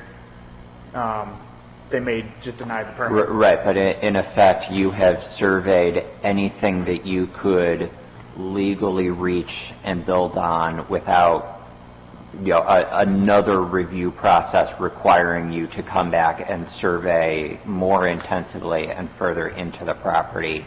Yes. If somebody were to change their mind. Yeah, that's correct. The wetland comes all the way across, and we surveyed the whole 6 acres from that part forward on the remaining land.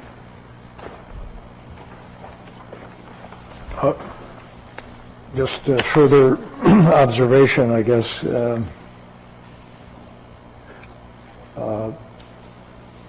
Wytonic, is that Mr. Wytonic, yes? Mr. Gilbert. What? Mr. Gilbert. Write it down, Joe. Gilbert and Wytonic. Oh, Gilbert Puts is the last name in this first. case? Oh, okay, I thought there were two first names before, okay, I got it. I think I got it. As I look at this, I mean, it's making the survey of the land elevations and the house, the proposed house position, and the point our planner made that whoever builds here can't go back further into that area that actually abuts you. So there's some assurance in that. The wetland that's back there is the wetland you got and everybody else has as it is. It's kind of there now, and they're not going to be building back there. I'm guesstimating as I see where this and it's a proposed house siting that could change, but there's there would be some drainage towards Old Mountain Road, just minor changes, but of 4 feet, 6 feet at most. But there's at least, that favors any activity draining towards the road, Old Mountain Road. And it seems to me there won't be activity in the back, though again, I don't know how somebody might eventually site this house, but they can't go back too far. As our planner pointed out, you're going into the wetlands, and they can't do that. So it seems to me that at least the construction, if I had to guesstimate, is not going to affect you much. The wetlands are what you got, and I don't see that they can alter that much. That's my observation on it. Yeah, obviously, it's your own judgment, and whoever else you want to help you with that. But I'm only saying that I appreciate your concern. I don't see that this is going to have a special effect on you, from what I can, just looking at the surveyed topo lines. All right, any more discussion? Hal? Yeah, I think this whole discussion points out why I'm asking for the overlay, because then we could look at it, we could help understand why he's concerned, or maybe rationalize why he might not need to be concerned.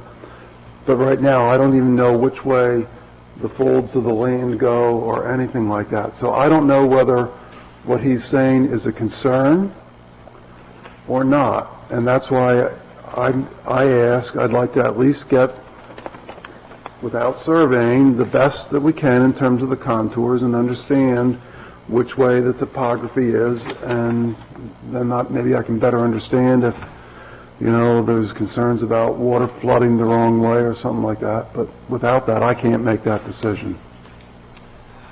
Okay, thank you. Could I ask a question? So on Upper Deerfield Road, do you live on the east or west side? The uphill side, I don't know. He lives on The west side. West side. I mean, I'm going to interrupt for a suggestion that we recreate our ability to put stuff on the beamer, because I'm looking at our assessing data, and it's actually quite helpful. Okay. But So that he's doesn't on the help us west now. side. So going in, he's on the left side. If you're driving north on Upper Deerfield Road, he's on the left.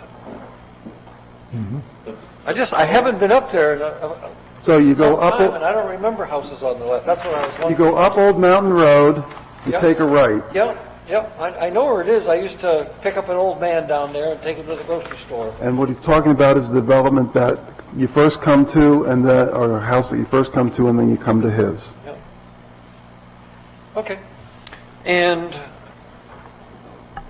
so I'm just thinking that the water does not flow, but I agree with you, we need the contours. So I think we're all To the best agreed. of my knowledge, the water flows this way, circles through this wetland, cuts down through my property, Okay. and then there's a pipe that goes down to the street. Okay.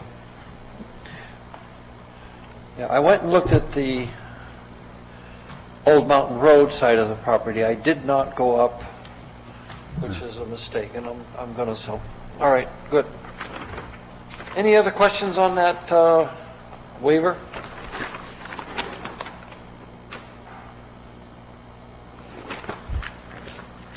If I am hearing what the board is suggesting, I think that we would like to wait on approval of this until we know what the contours are. Is that correct or not? Well, I'm uncomfortable making that decision. The others might feel comfortable and could move ahead. I mean, Well, I'm not comfortable either. I'd like to know the direction of the water, just out of fairness to the abutters and us. Yeah, go ahead. It does flow this direction. Everything slopes downhill coming off here and flows this way. There's also a wetland that comes out to this little entrance where these two stone wall ends are. So it comes down here, and this is a wetland back here too, and everything kind of flows this direction, which direction, please? north. It flows down off Old Mountain Road and essentially flows this direction. So, Mr. Planner, I have a question. Mm-hmm. Could you tell me exactly what natural features are? That is a little bit your discretion. I believe. About that. Okay. I believe it is contemplating.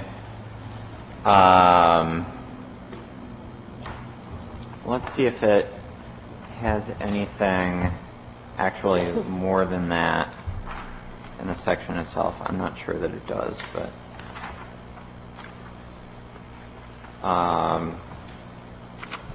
For some people that may be significant trees Well, I was not if there are asking about things of some people. I particular was asking size or about age or everything. prominence. I thought there was a parallel one regarding man-made features such as the stone walls. Yeah, it's under 4.10 B5, surface water, stone walls, and other significant natural and man-made resources, typically There we go. meaning stone walls, ledge outcroppings. Stone walls, what? And ledge outcroppings and stuff of that sort. So that would have nothing to do with the water flow, really. Not stone walls. You'd think not. Big trees, no.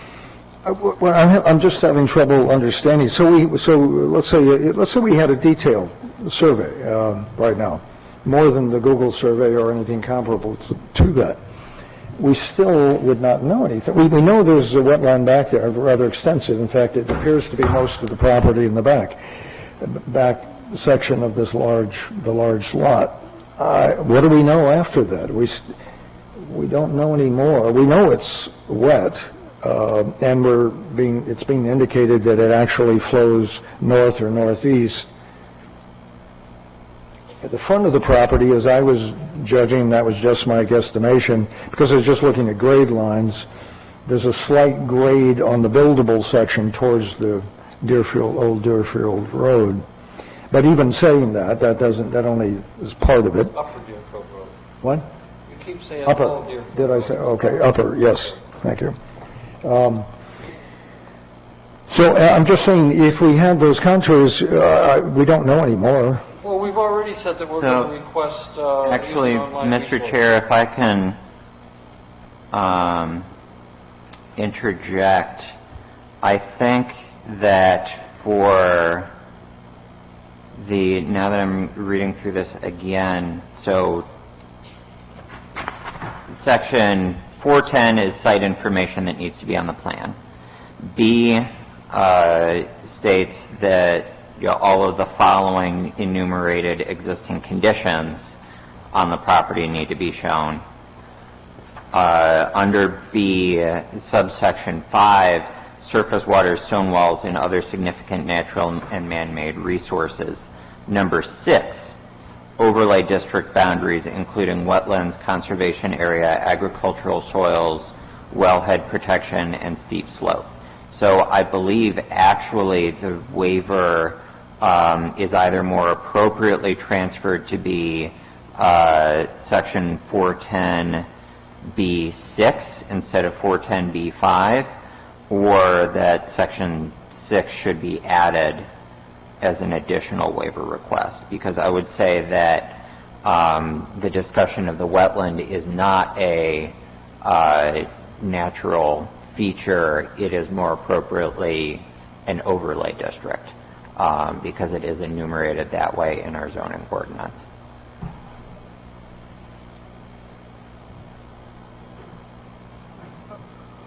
Do you ever make things easier? No, very seldom. Okay, so did everybody understand what he said?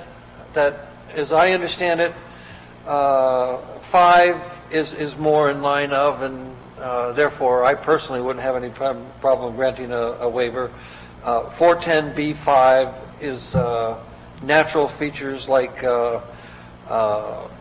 rock walls, outcroppings of ledge, and stuff like that.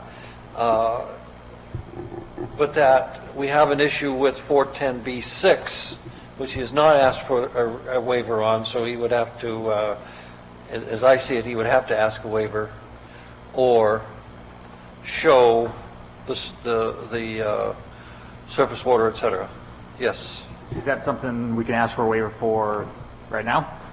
I wouldn't be surprised, but We have accepted amended waiver request, written by hand and passed over the table. Do you have a sheet of paper?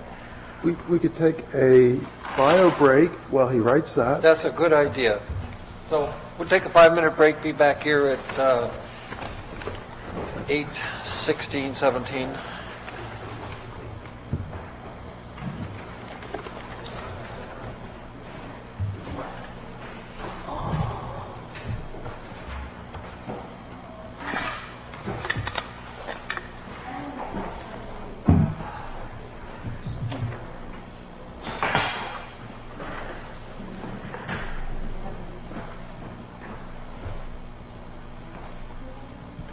Have you had your annual meeting yet?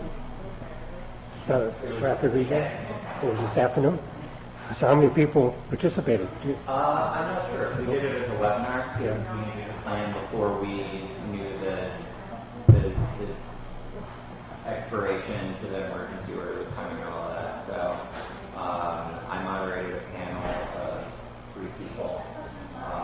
We had somebody from USDA, somebody from the CDFA, and Parker from the over Doing the water. The CDFA, like they're getting a lot of Water I don't drink there. American Rescue money, right? Aren't they? The only time I ever taste food is EDA is before getting it's a lot. I'm not sure. I know we're currently working with No, that's fine. a block grant that CHRC. I had a big mouth. They're trying to They're getting more. the thing is none of it was actually about any of the cases. We're getting a lot of COVID Having to get money, driveway millions permits. of dollars. There are certain things that have to get done before things can happen. So none of it was actually about any of the cases, but it was just, but yes, exactly. And the other one I chose to recuse myself from because I just didn't. This one here? Will I get it back? I know, no. You keep it, because I'll just print myself another one. Well, it's not. No, keep that. Yeah. No, because Joe just gave me a larger one that I can read. It's not. Somebody made an interesting, But that's okay because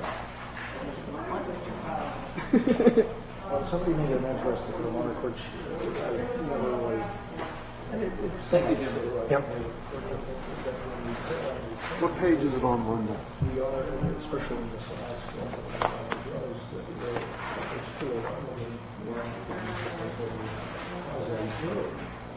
well, my only comment actually. puts us into a weird area. Yeah, but my only comment on that one was that driveway permits had to be, you know. See, I didn't even Yeah. know. Obviously, some people took exception. I only Some people are always going to. Yeah, that's what it goes.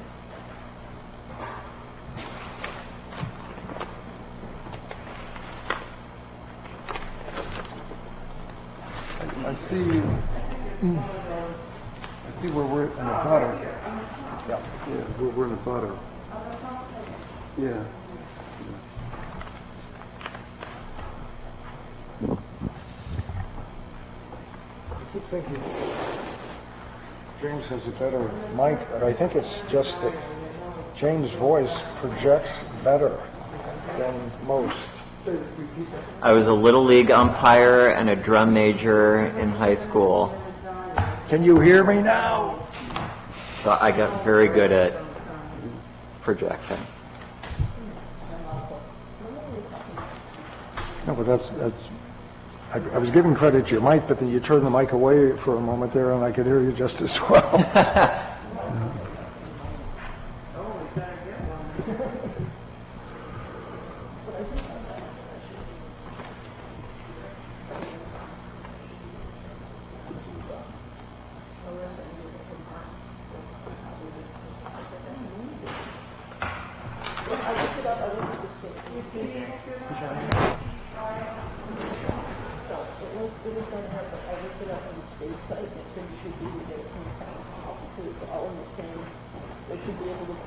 Except for 1960, where there was something that you could get in closer.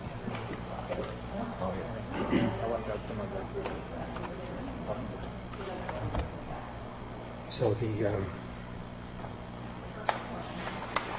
online resources, the best GIS data available? Is that a big thing? No, it's assessing data, but what I'm curious about is this road that goes into the back of the lot.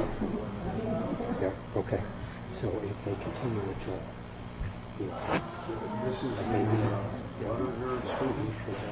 I sometimes think about This is breaking the up my abutter. property. It's just so complicated. That where the I is. I've got 75 acres. This is over the here. lot that we're talking about.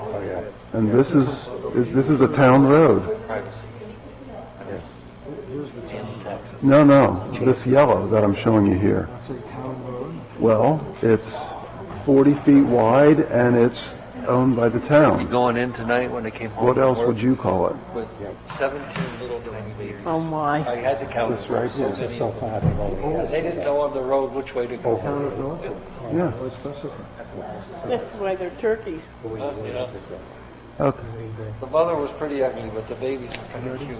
Just a reminder to people that the meeting is still live and the mics are still live. Oh, we were talking about turkeys, Okay. baby turkeys.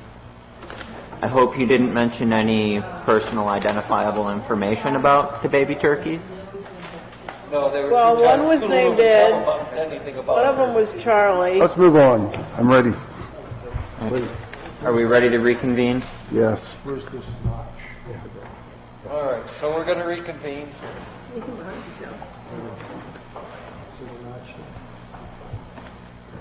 Mr. Chair, for the record, we have received an additional waiver request dated June 24th, 2021. It says, on behalf of Old Mountain Road Revocable Living Trust, we request a waiver to section 410, parens B, parens 6, showing overlay district boundaries. We've done a full wetland and topographic survey to show the proposed lot and remaining land meet the regulations of the town. Granting this waiver would not be contrary to the ordinance as the lots meet the zoning. Conformity would cause unnecessary hardship to the applicant and financial costs with additional survey and wetland work. And to confirm, Mr. Berry, the waiver request is to not have to show the anticipated remaining portions of the wetland conservation overlay district, as well as any potential steep slopes or other overlays as they may exist beyond the point that you've surveyed to date. Yeah, that's correct, beyond the point of intensive survey that we've completed so far. Okay, could you read B6 to us one more time, please? Section, so again, the context for this, section 410 says that the set of plans submitted shall provide the following information about the site. Under that, subsection B says existing conditions of the property, including the following. Item 6, overlay district boundaries, including wetlands, conservation area, agricultural soils, wellhead protection, and steep slope, as well as groundwater aquifers that are located anywhere on property being subdivided. So, James, that's separate from the contours that we talked about previously? Correct. So,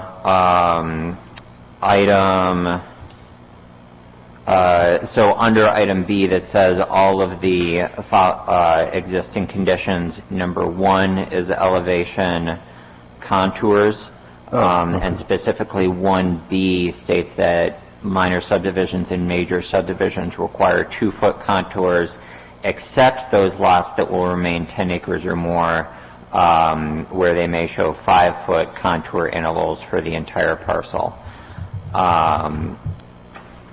So that was the waiver that you already acted on. Right. Okay. The prior existing waiver then, so there's a 2, there's a 3, there's a 4. The prior requested waiver was to section 5 regarding surface waters, stone walls, and other significant natural and man-made resources. Number 6 then is the overlay district boundaries, and that's the one that we've just added. Well, we didn't approve 5, section 5, or... Correct. You have only acted so far on the first waiver request regarding contours. I have a couple of other questions at some point where, Well, now's the time, Joe. Now's the time. well, it's of the abutter. If you could just step up again, please. I just want to try to clarify what I'm looking at here. As on our break there,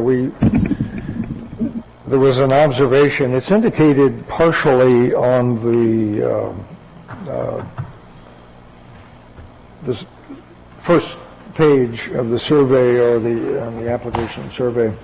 And it is that there's a town road. Well, a town-owned property 40 feet It wide. seems to cross, I would guess, because it doesn't show the abutting properties, but it seems to cross your property perhaps, judging Runs from the parallel angle. too. It's between my property and my neighbor to the north. So it forms the boundary between the two properties. Yes, and that's what cuts into the corner of the back end of the property here. That way. And it's not 40 feet wide. Say that again, please. It's not 40 feet wide. Well, it may not be as it looks, but it, Speak into the mic, please. Speak into the mic. The gap between the stone wall of boundary of my property and the stone wall of the boundary of my neighbor to the north is not 40 feet. Okay, well, what shows on here, it looks like, I thought 36 something. Maybe do I have it wrong? Or? No, where those two stone walls do meet, it's 36 feet between them, but whether that's 30 feet consistent down through the road, I'm not sure. Is it even a usable road? No. But it's wooded. It's fully wooded. It's not a road. There's just the Okay. town owns this piece, and then there's a potential right-of-way to the heirs of Jedediah Weeks, who might have rights over this corner of our property. To be accessed, how? Probably down, they might have rights over the town piece here. Okay, I guess that's not part of our consideration, though, is it? no, other than, does it play into this drainage or anything like that? Or, I assume that, you talked earlier about access to the back is not possible. I am assuming this road does not make that possible either. It's not a road. It's currently fully wooded, owned by the town, so we'd have to get permission by several landowners to access this back piece here. We couldn't just come across. Any more, Joe? No, I'm not sure where the waiver request seems to make unnecessary some of the previous remarks. I'm just wondering what how might see as is concerned. That is to say, are we still looking at just a general Google topo overlays piece of information, or are we looking, the waiver request is saying that we don't have to have a 5-foot interval actual survey. I mean, it's saying, it's But we already asking that did we that not. one, Joe. We already did that one. Talking 5 or 6, Joe? Oh, 6, I'm talking about 6 now, I'm not talking about 5 anymore. 5 we're okay with, but what was identified here was that 6 Might be okay, but actually we is haven't- describing we the situation. haven't, Approved it or not, so we've approved 410B1B. So we have, do we want to talk, should we finish 5 and then go to 6? So 5 is natural features. For the record, there is also a state wetland GIS layer that if you wanted to require a similar condition, that GIS data does exist. In 6.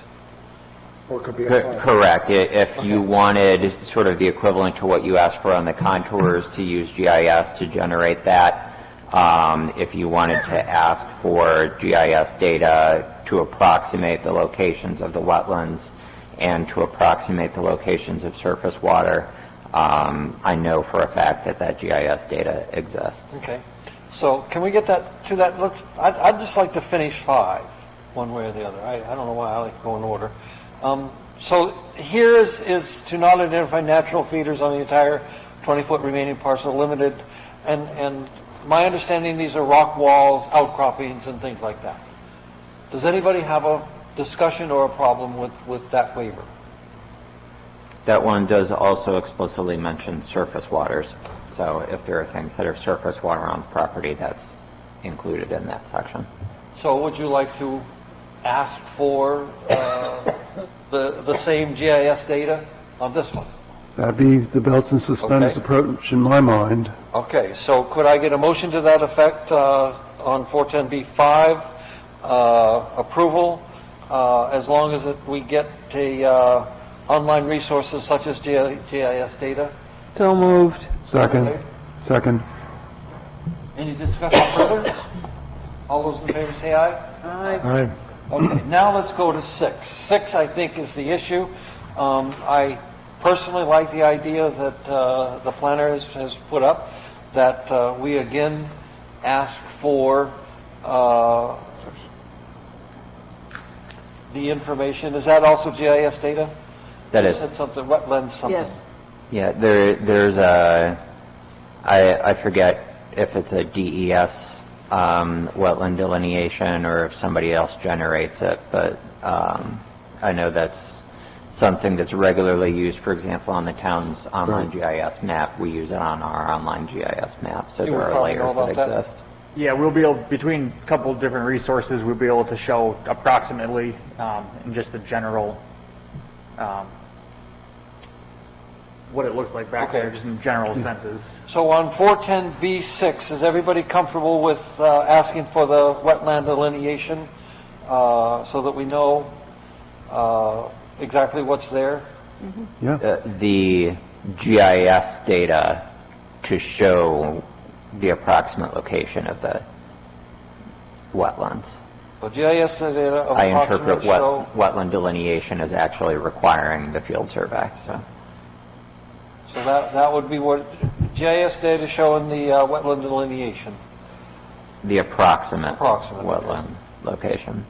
EPROX. Is that satellite data?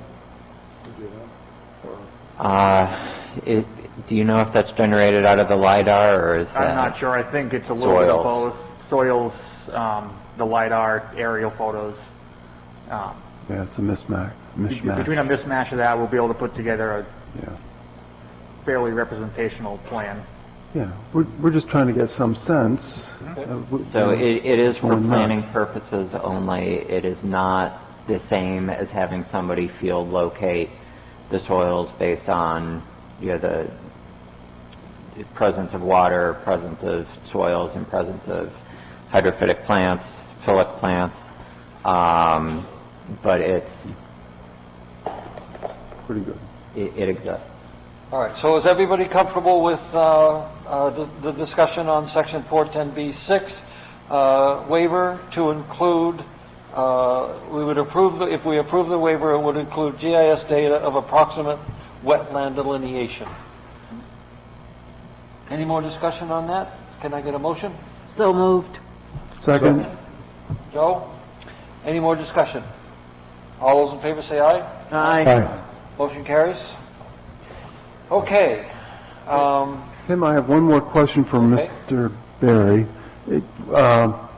I'm looking on the town assessing data, and there's a dotted blue line that cuts across the property, and I'm wondering, is that the continental divide for our area here, or not continental divide? You know what I mean, the watershed area? I'd have to see it. Okay.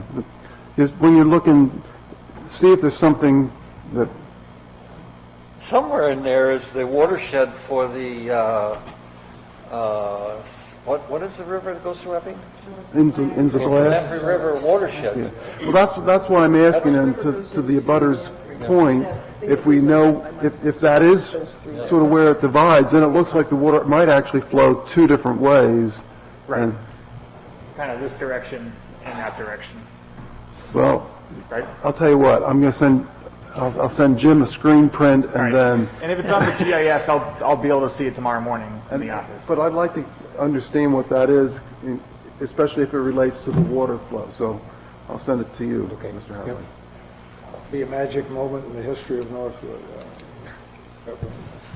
Well, I just don't want to miss something here. I mean, the abutter raised these questions, and let's make sure we understand.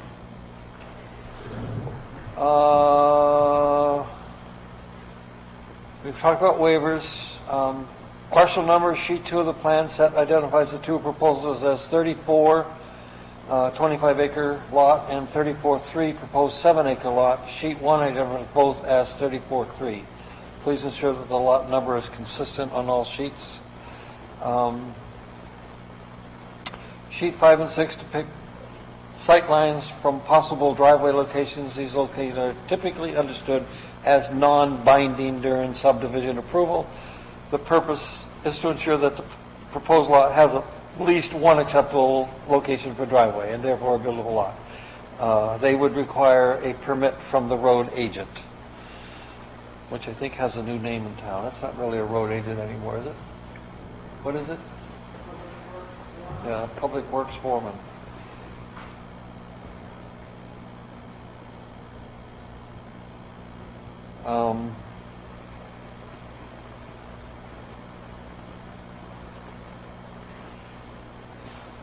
Yeah, so 34 has a septic design. 34.3 would have to provide a septic design prior to receiving a building permit.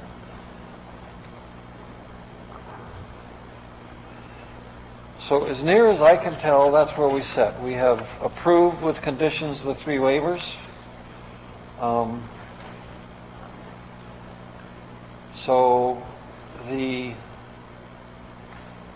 We have to close the public planning hearing. board, planner says that make over all following changes: revised proposed lot numbering, certification of monument installation, deliver 3 signed and stamped copies of the plan and 1 signed and stamped Mylar to the town for signature. Does anybody have any other issues on this I have application? Okay. 3 more after that, Tim. I always lay out my conditions prior to the signing of plans, prior to issuance of a building permit, and Yep. then if necessary, prior to occupancy or conditions subsequent. Okay. So those 3 conditions were prior to the signing of plans, and then prior to the issuance of a building permit. Number 4, the plan shall be signed by the chair indicating final approval by the board. Number 5, record the plat with the Rockingham County Registry of Deeds within 1 year of this decision. Number 6, the applicant will acquire and provide copies of all necessary federal, state, and local permits to the town, including but not limited to a town of Northwood driveway permits and a state-approved septic design for each lot prior to the issuance of a building permit for that lot. Any All right, I'll make- comments from the board? No. What? Okay, so we are going to close the public hearing now. You had any other questions, sir? No, good. All right, so public hearing is closed. The board has no more questions? Does anybody want to make I'll make a motion then, if there are no more questions. I think we're all set. Make a motion to approve case 2114 with the conditions of approval as stated by both our chair and the planner. 6 items altogether, I guess it was, yes. That's my motion. Second. So these 6 were part of the 62421 review comments by the town planner on the second page. If there's any question? Are you familiar with that, those 6? Yep. Okay. Thank you. Any more discussion? Good, Hal? Yeah, I'm going to vote no because I don't feel comfortable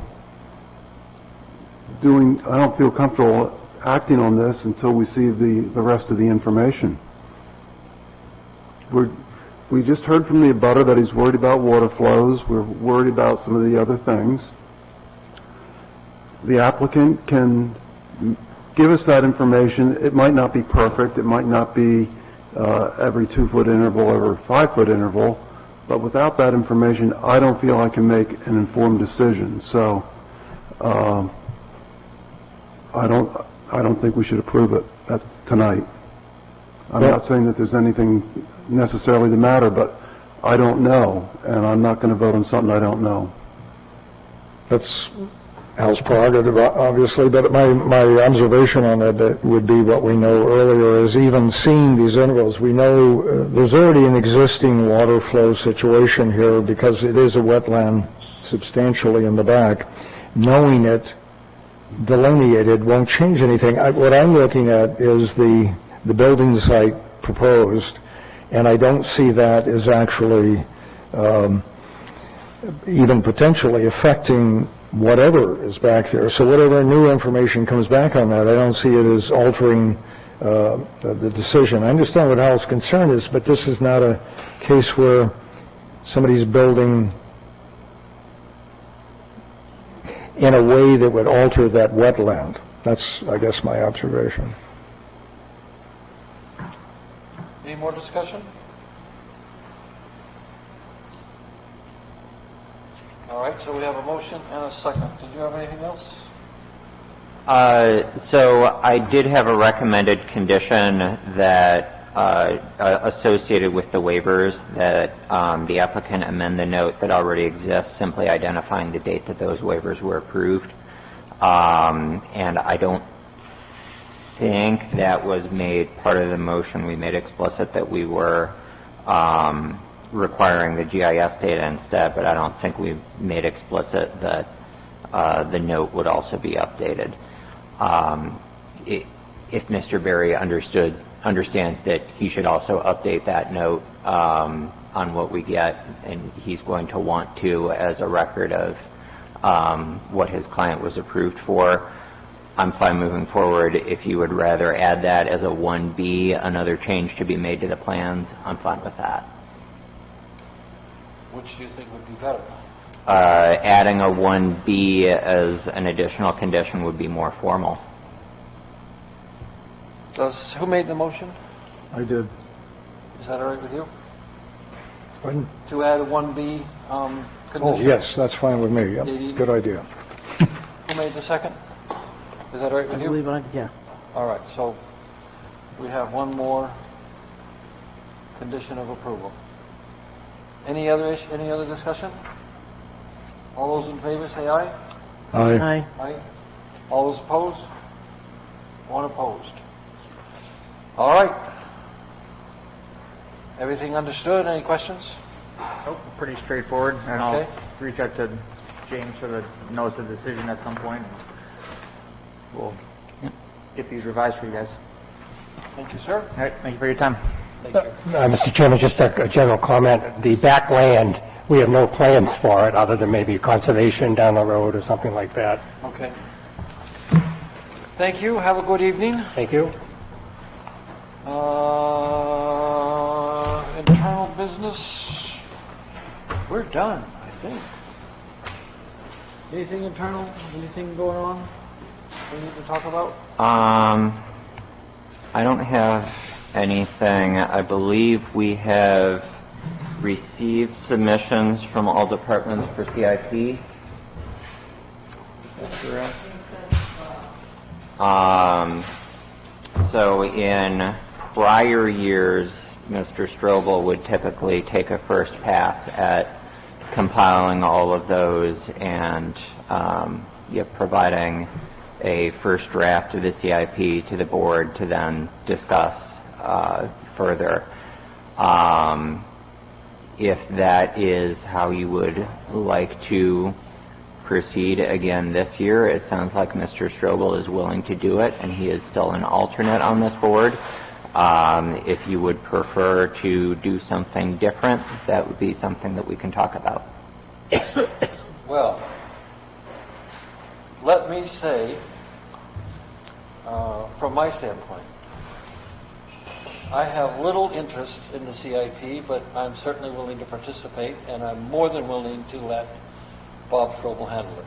My experience with CIPs is vast, from a businessman's standpoint, from a town, assorted committee, board standpoint, and from working at Camp Yavna, is they're about as worthless as you can get, because nobody follows them. And that disturbs me. It should work, but I just don't see that it does. So I'm not saying don't do it. It's not a huge interest to me, and I don't mean that to be as negative as it sounds. I'll be honest with you. Bob isn't here to throw things at me. I'm far more interested in the master plan than I am in the CIP. So I'm just saying up front, everything that you said was fine. If Bob will do it, I would like him to do it. Any help that I can be, I will be all the help that I can. The idea is wonderful. It just doesn't ever work out for whatever reason. I mean, and Bob and I have had that discussion, and I know he agrees with me, but he keeps trying because he knows that it should work. It should work, but it just doesn't when you get right down to it. So that's probably not the answer you're looking for. It's not that I don't support it. I do, the idea.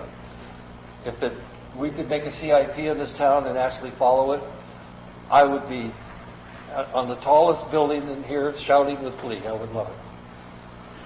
But we can take any CIP you want and look at it, and I can show you what I mean. It don't work. That I've ever seen. Business, town, can't be up. Don't work. They spent $70,000 at the camp. In 2 weeks, they violated it. They absolutely threw it in the trash. $70,000. Couldn't believe it. Anyway. Sorry. Yes, Sam. Well, I think I'd suggest you might temper your thoughts with the idea that a plan is just that, a plan. It's not necessarily etched in stone or that you follow it exactly, because even if you update it yearly or even monthly, things change. People get a different perspective. So I'd at least like you to consider tempering your thoughts on that. And I think we should keep trying, because I agree with you. I think it can be a good tool. In my corporate life, we used them all the time, and they were extremely successful.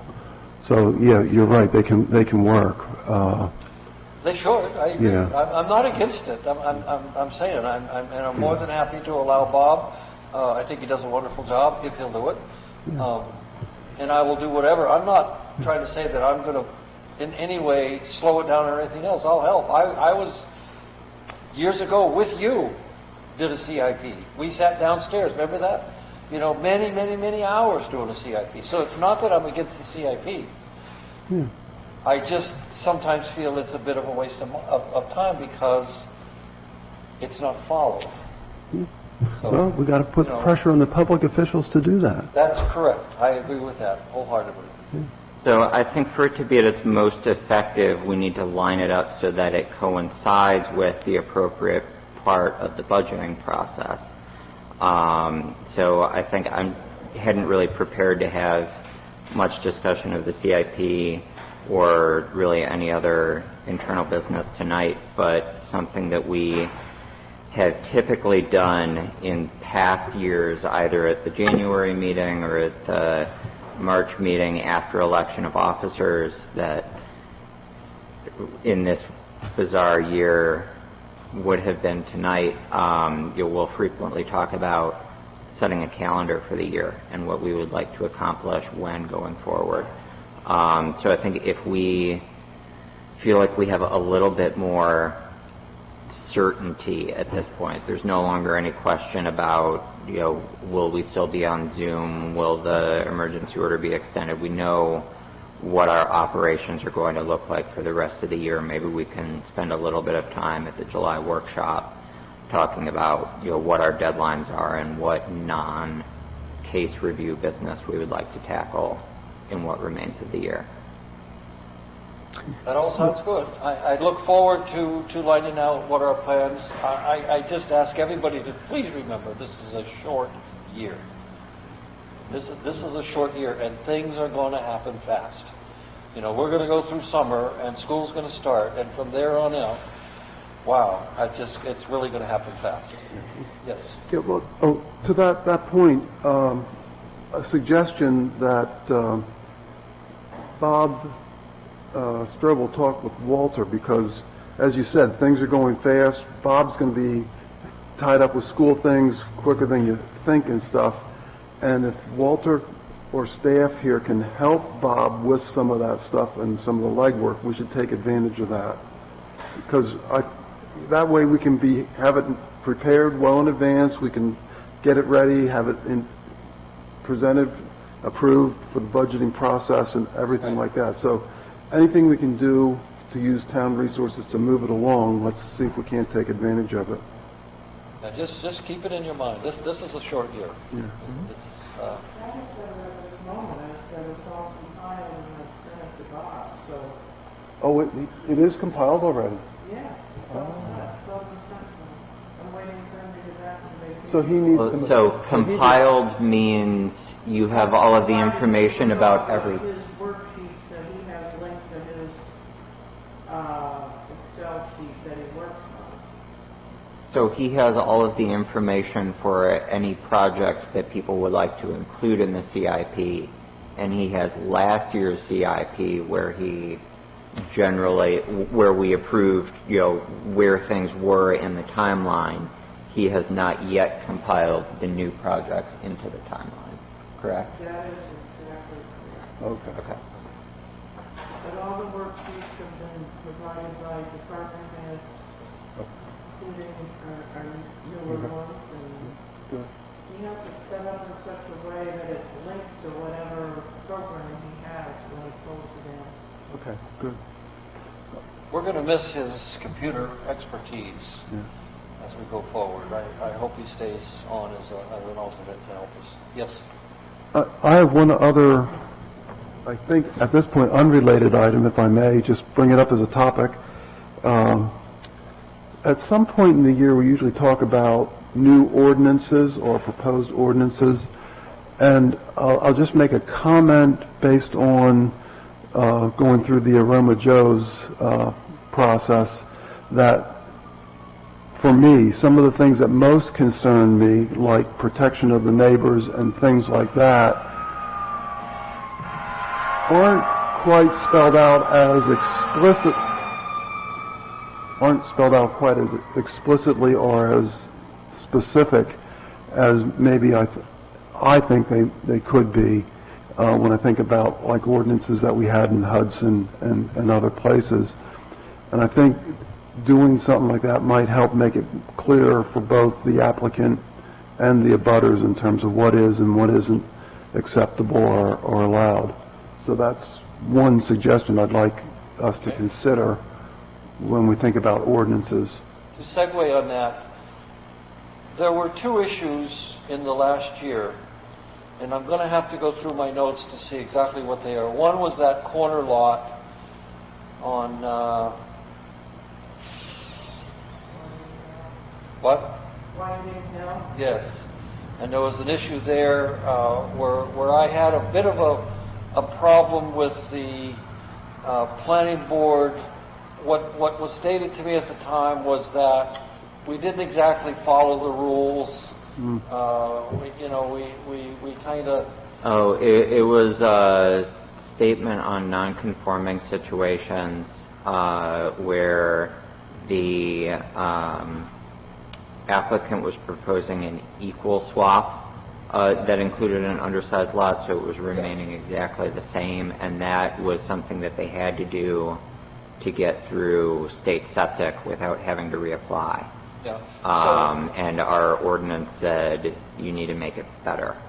It wasn't, Right, it exactly. can be equal, it needs And to all be I'm saying better done. is, I understood what the planning board's position was. It was a minor issue, and that made things, but maybe that's again something that we should look at.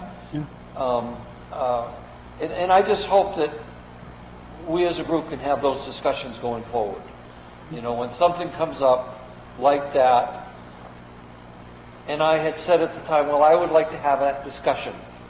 Now, we've been busy, but we need to set up some kind of a little tickler file or whatever. Yep, So that and when when we do have the time, we can get back and have that discussion. When I suggested that we set up a calendar next time, I had in mind zoning amendments as one of the things that we would target a specific work session for, because we do typically start discussing those August, September-ish to prepare them for town meeting.